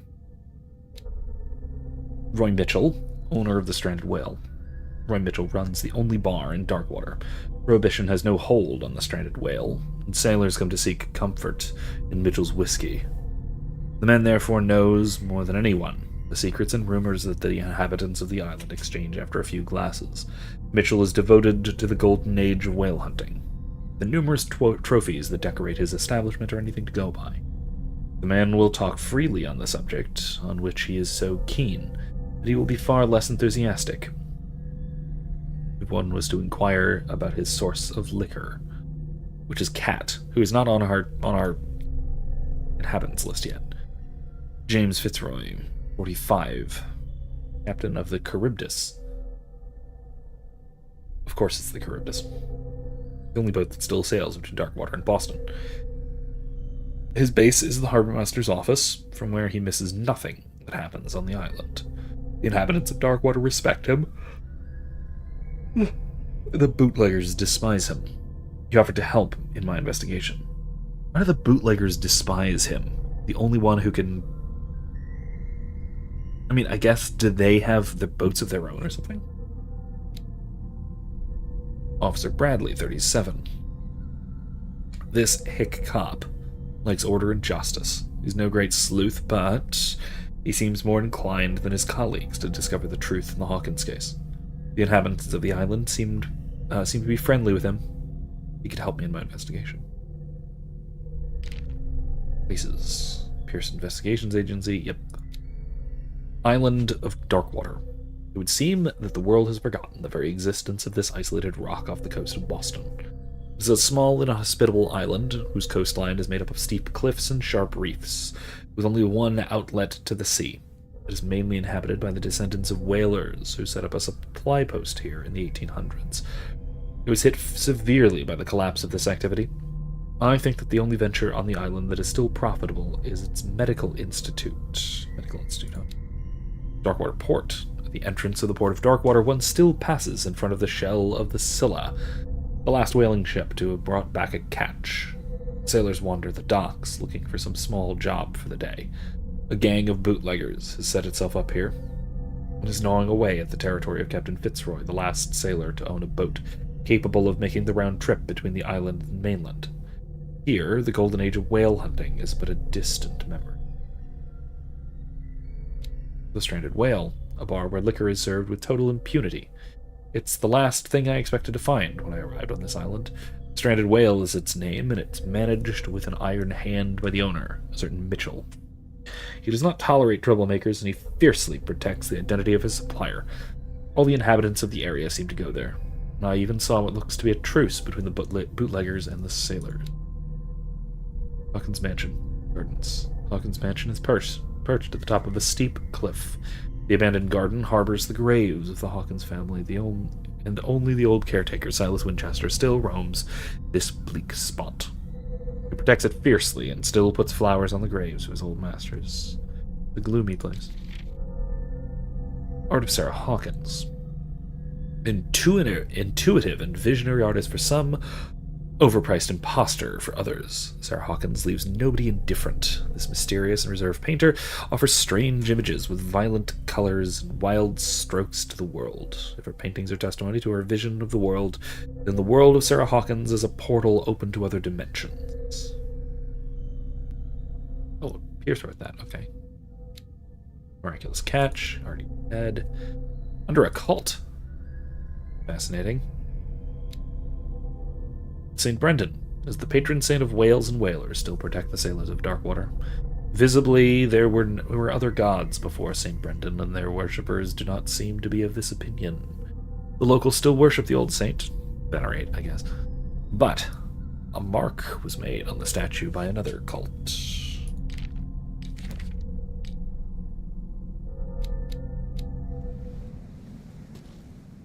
Before we head up, there's actually something I've been kind of thinking about here, too. So,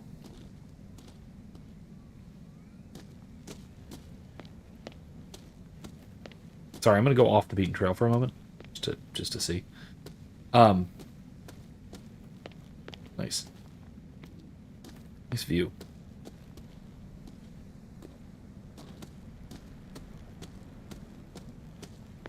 So, cosmic horror of the Lovecraftian variety is fairly distinctively modern.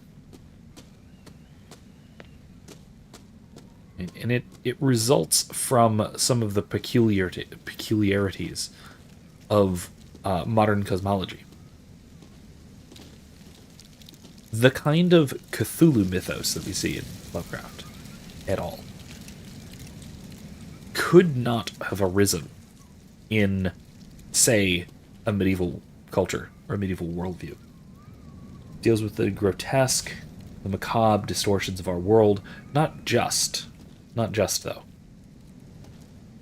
of our worldview. Not just though. That's the thing.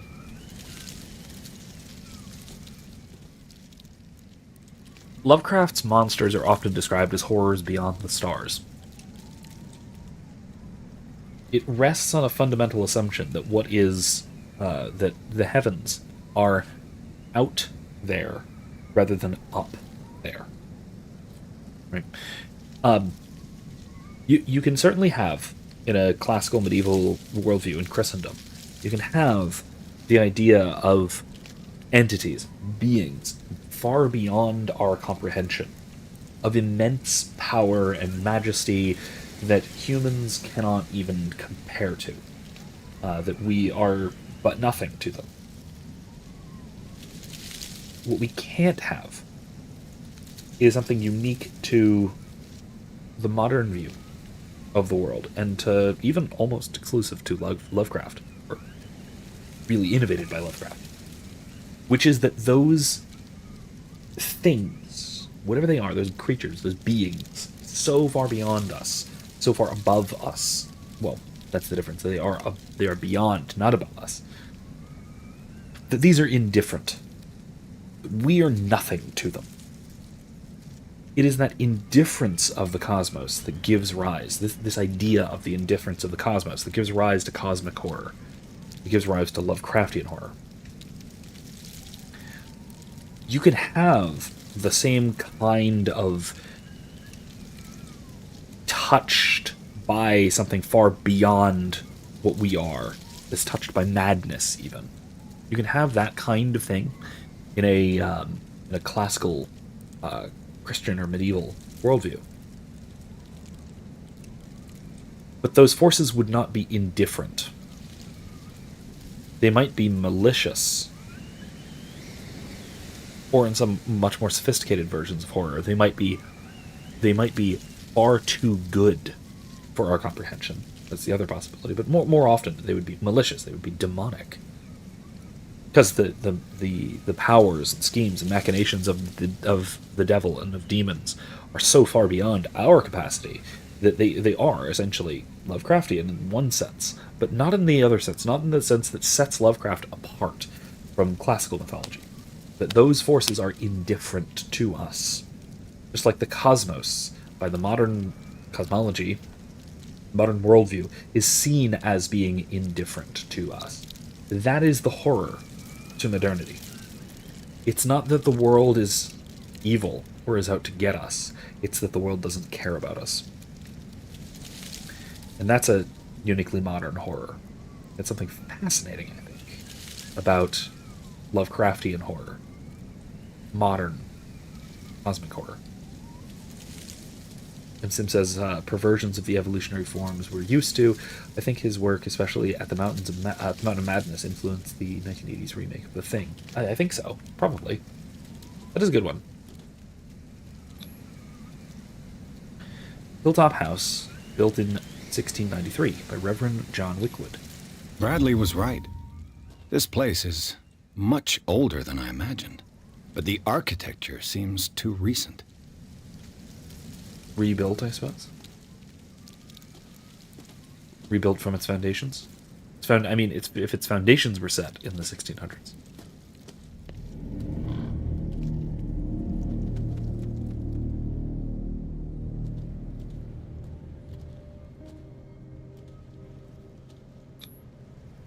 Sarah Hawkins. The flowers on Sarah Hawkins' grave are fresh. The old caretaker must be very attached to her. Relatively fresh. Charles. Charles Hawkins' grave.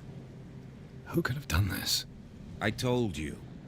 Silas Winchester is still watching over the Hawkins family. I must say, it's pretty gloomy. So, Detective, does this place inspire any thoughts? Yeah, why are the flower bases on Charles's grave disturbed? Are you saying Silas did that?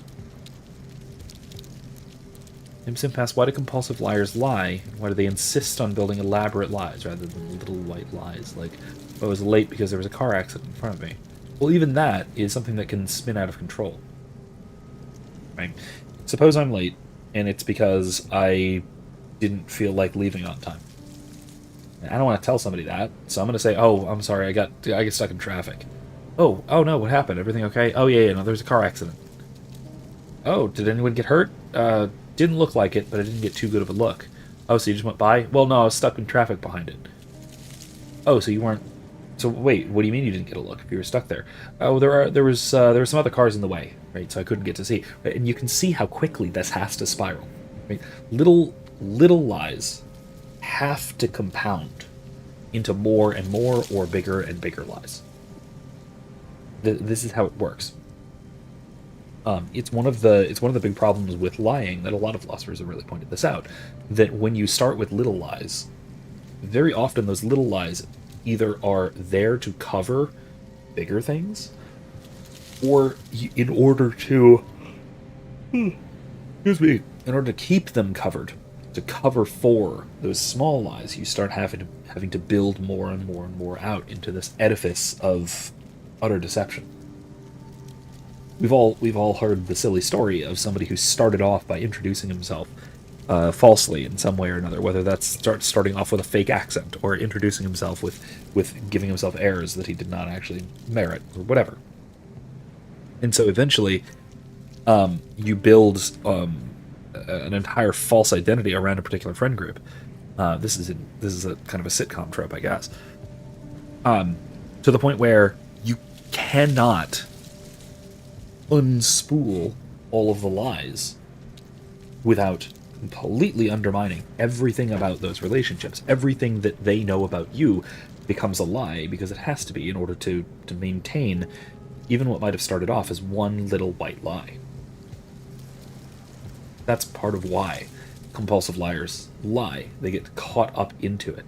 And I assume a lot of it's perhaps psychological. It has to do with the thrill of being able to, the hubris of thinking that I can construct these elaborate deceptions with just little white lies. A lot of it is probably habit, too. Habituation. If at some point you found it easier to lie than to tell the truth, then that means that is going to feel like to you an easier and more effective solution the next time, even if it wouldn't be. So habituation can be another factor as well. Why were they buried here? I was given to believe that it was Charles Hawkins' wish. Strange idea. I imagine Webster wasn't too pleased. Mrs. Hawkins' father? It's said that he's devastated. Yeah.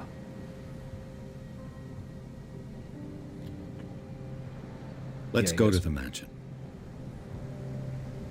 Please give me a Is minute. Indeed. I didn't expect to set foot back here after the burial. What kind of deranged individual would defile this sanctuary and steal a burnt painting? I don't see Silas doing such a thing, let alone allowing it. Even that Broad Baker is above that.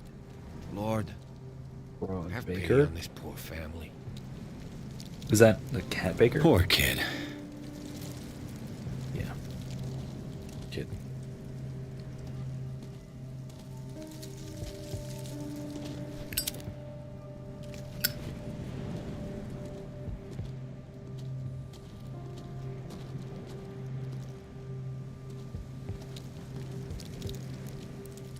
Okay, well let's go, yeah? Imsim asks, I suspect my friend may be lying about his house being haunted. The way he described everything sounded like out of a Conjuring film. Almost too perfect, but I gave him the benefit of the doubt and gave him some advice. I mean, my advice would be, first, pray the prayer to St. Michael. The protection of St. Michael should never be discounted. Ask a priest. Get some holy water. Use it, take it, under the cross whenever anything happens. But then also, like I said, if you've got a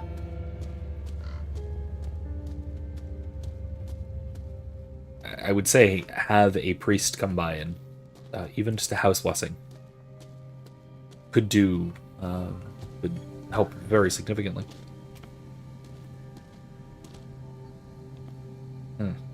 Rusty. And this okay, this place looks like it was or would have been extremely nice were it not for all of the horrifically dead trees and it being constantly overcast, foggy, and gloomy and horrific. This entrance is still in use. Oh. Whoa! Whoa! Oh, hey, Silas. You are trying to force He has the called for door, credit you for this. nosy prick! Good. Easy, sir, all right?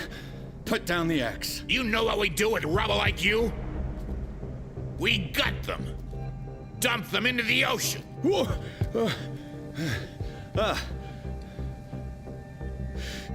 You're Mr. Winchester. Lower that axe. And let's talk calmly. I'll show you how we have it out on Darkwater.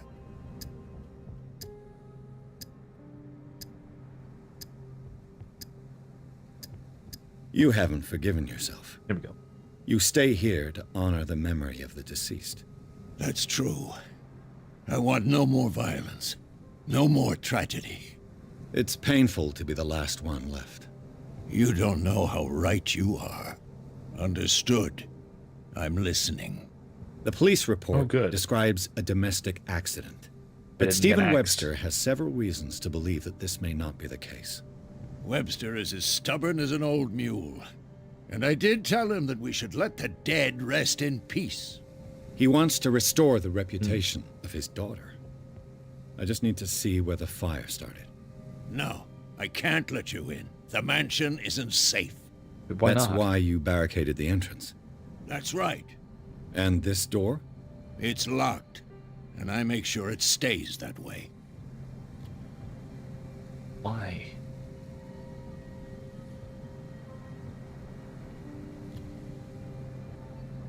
You still put flowers on her grave. You cherish her memory. Mrs. Hawkins was an exceptional person. She cared for everyone around her. Let me shed a light on what happened to her. Give me that key. I'm probably making a big mistake, but it won't be the first. Here, take the key and do what you have to do. Go on, then. Just to get rid of you. Let's see Okay. what more I can learn from this mansion. Thanks. Thanks, Silas. That must have been difficult.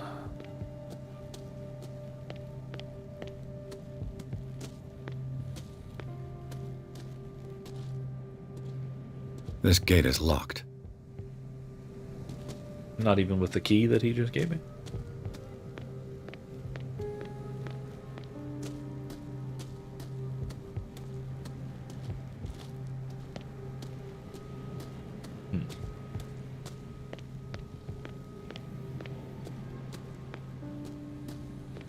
His hut, his other axe.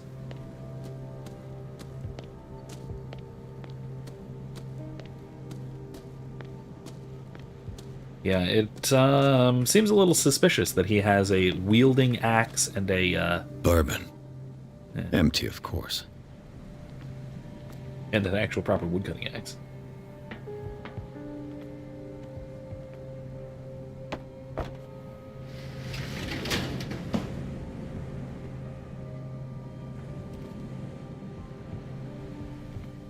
That didn't help at all.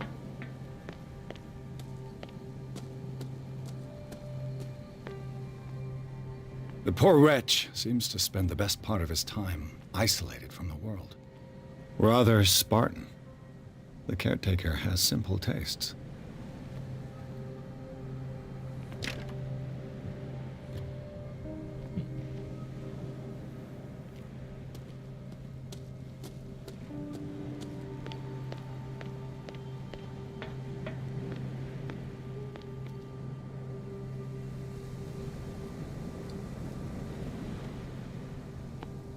Interesting. Well, that didn't help much. Alright, moving on. Let's head up to the actual mansion, shall we?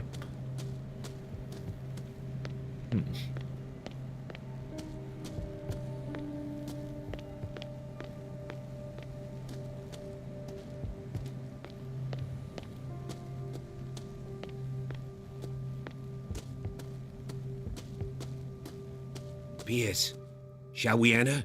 Now that you finish your fun and games with Silas, we can perhaps Might have inspect helped the if you were up mansion. here, you know. You're right. Let's go. Yeah, it might have helped if you were up here. Let's go. Let's take a look inside. I'm with you. Pierce and Officer Bradley explored the gardens of the Hawkins mansion. The family lies at the graveyard of the property guarded by Silas Winchester, the old caretaker still faithful to his employers. Keeps watch on the place, armed with his axes, as said. Pierce and Bradley managed to calm him down and finally get hold of the key to the Hawkins mansion. They enter the building, looking for the scene of the fire. Follow me. All right, got 25 I know the minutes. place. Got 25 Who minutes. left this light on? Alright, I got some character points. 2 available.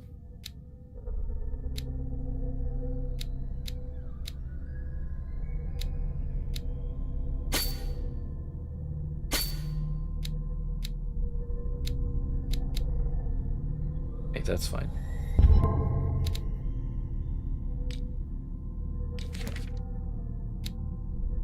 The old caretaker of the Hawkins family, Silas Winchester, still watches over the family graveyard and burnt-out mansion. Devoted to Charles Hawkins, whom he all but raised, he also has great respect for the memory of Sarah Hawkins and their child Simon. His long months of solitude in the abandoned property made him very distrustful. Silas puts flowers in the graves of Charles, Sarah, and Simon. Key. Lighter. More knowledge. Atlas of Atlantic Islands.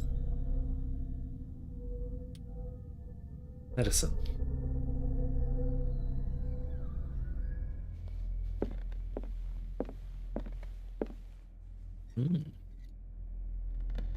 Tentacles. And what looks like Charles. The Last Supper of the Hawkins. What does this tell me? What is that? Brother,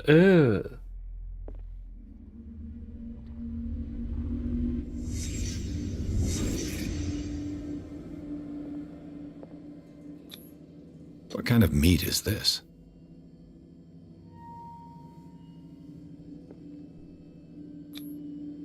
This place is for the head of the family, Charles Hawkins. Over his chair. They have a screen in front of the fireplace. Which means that that probably didn't have anything to do with the fire starting. This is a partial family portrait. Sarah and Simon. The boy was probably here. Smashed his plate on the floor. Didn't want to eat. To be fair, I wouldn't want to eat that either. I blame the poor kid. Sarah Hawkins didn't eat. Was it because of the meat or something else? Huh. Something happened at this table. An argument? Looks like it. Hey, Pierce. Daydreaming again? Working, officer. This dinner table tells us a lot about the Hawkins family life. Well, we don't have all day. The scene of the fire is next door.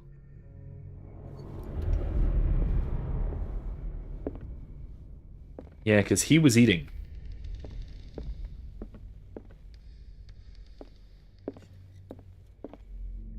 Yeah. Silas managed to bring the fire under control. The rat's dead. Not a good sign. Where the fire started. It's like. Was Charles Hawkins some kind of explorer? Ooh. Poses like an explorer in front of exotic ruins. It is common knowledge that he wasted away his fortune on expensive trips. What was he looking for? Well, that is one of the... I forget what it was called again, that one Lovecraft story. Charles and Sarah's wedding, as painted by Sarah herself. Charles and Sarah's wedding, as painted by Sarah herself. Doesn't look like her ordinary style. Nearly as horrid. Ooh, what's in here?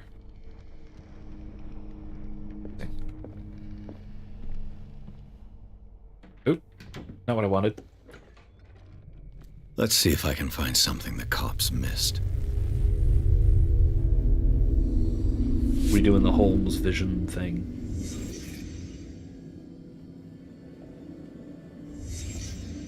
The child's corpse left a trace. Where are the others?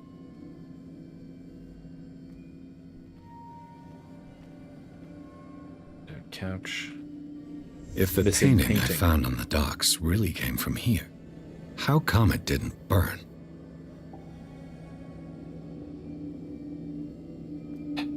Yeah. Interesting.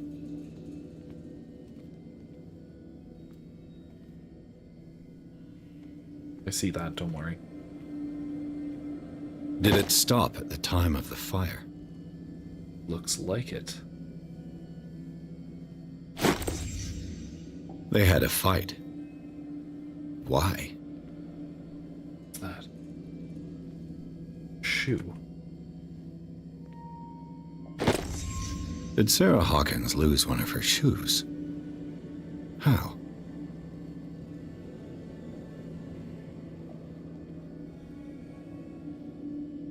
Indeed. There's more here.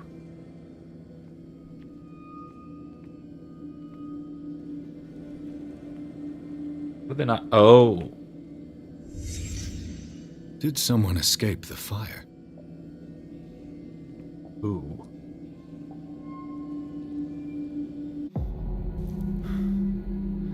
Blood. This lamp was thrown. This was no accident. I mean, it was an accident, but... This was a fight.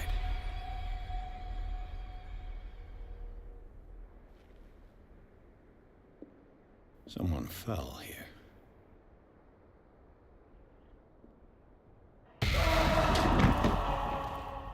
desperate attempt to flee.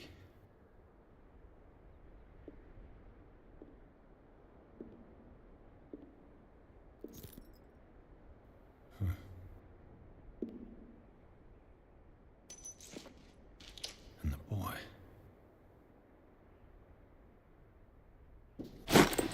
So, soldier. Detective, what do you make of it?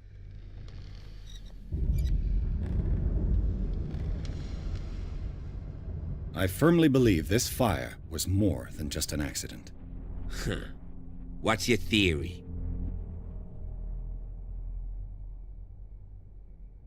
I think the Hawkins couple got into a fight. You sure of that? There's only one way to be sure. Why through here?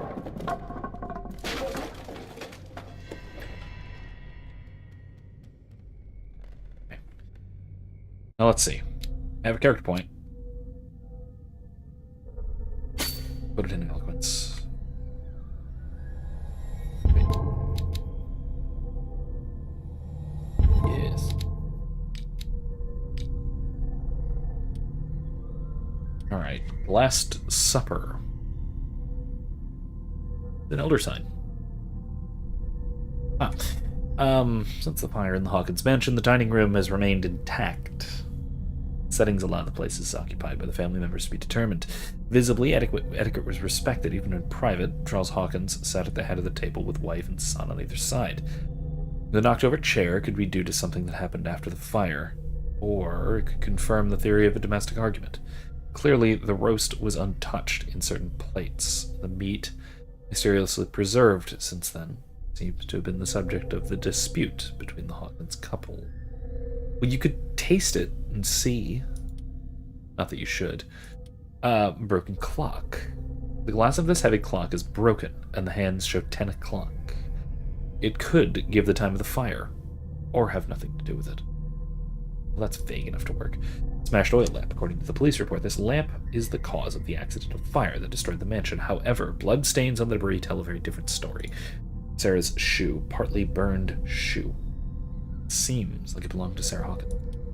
The fire, contradicting the police report, the Hawkins drawing room tells a totally different version of the fire that claimed the whole family, beginning with the presence of a handprint that throws up the possibility of a survivor.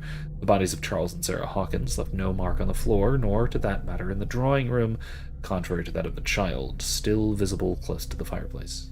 The same goes for the glass shards on the floor. A close inspection reveals the presence of blood on several of them.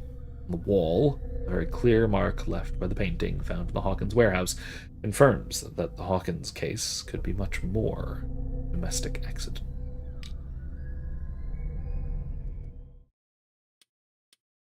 Okay. All right. We're going to call it there tonight. Because I know things start spiraling wildly out of control very shortly during this chapter. So, we'll see how this goes next time. So my plan for this is to just keep going through Call of Cthulhu until we're done with it. So we're just going to go Tuesday, Thursday, Tuesday, Thursday, Tuesday, Thursday. I actually don't know how many streams we've got out of this one. But it'll take all or most of October. We'll see how much. And then we'll either go straight back, depending on how long this takes, we'll either go straight back to Kingdom Come and Clair Obscura, or maybe we'll try something else, brief, short, little thing. We'll see. Anyway, keep a lookout for that conversation that Len, Phillip, and I had. That, like I said, should be out on Friday, so stay tuned, stay ready for that. And until then, I will see you on Thursday for some more Call of Cthulhu. And until then, remember, don't be safe, be well, and more importantly, be good. Good night, folks.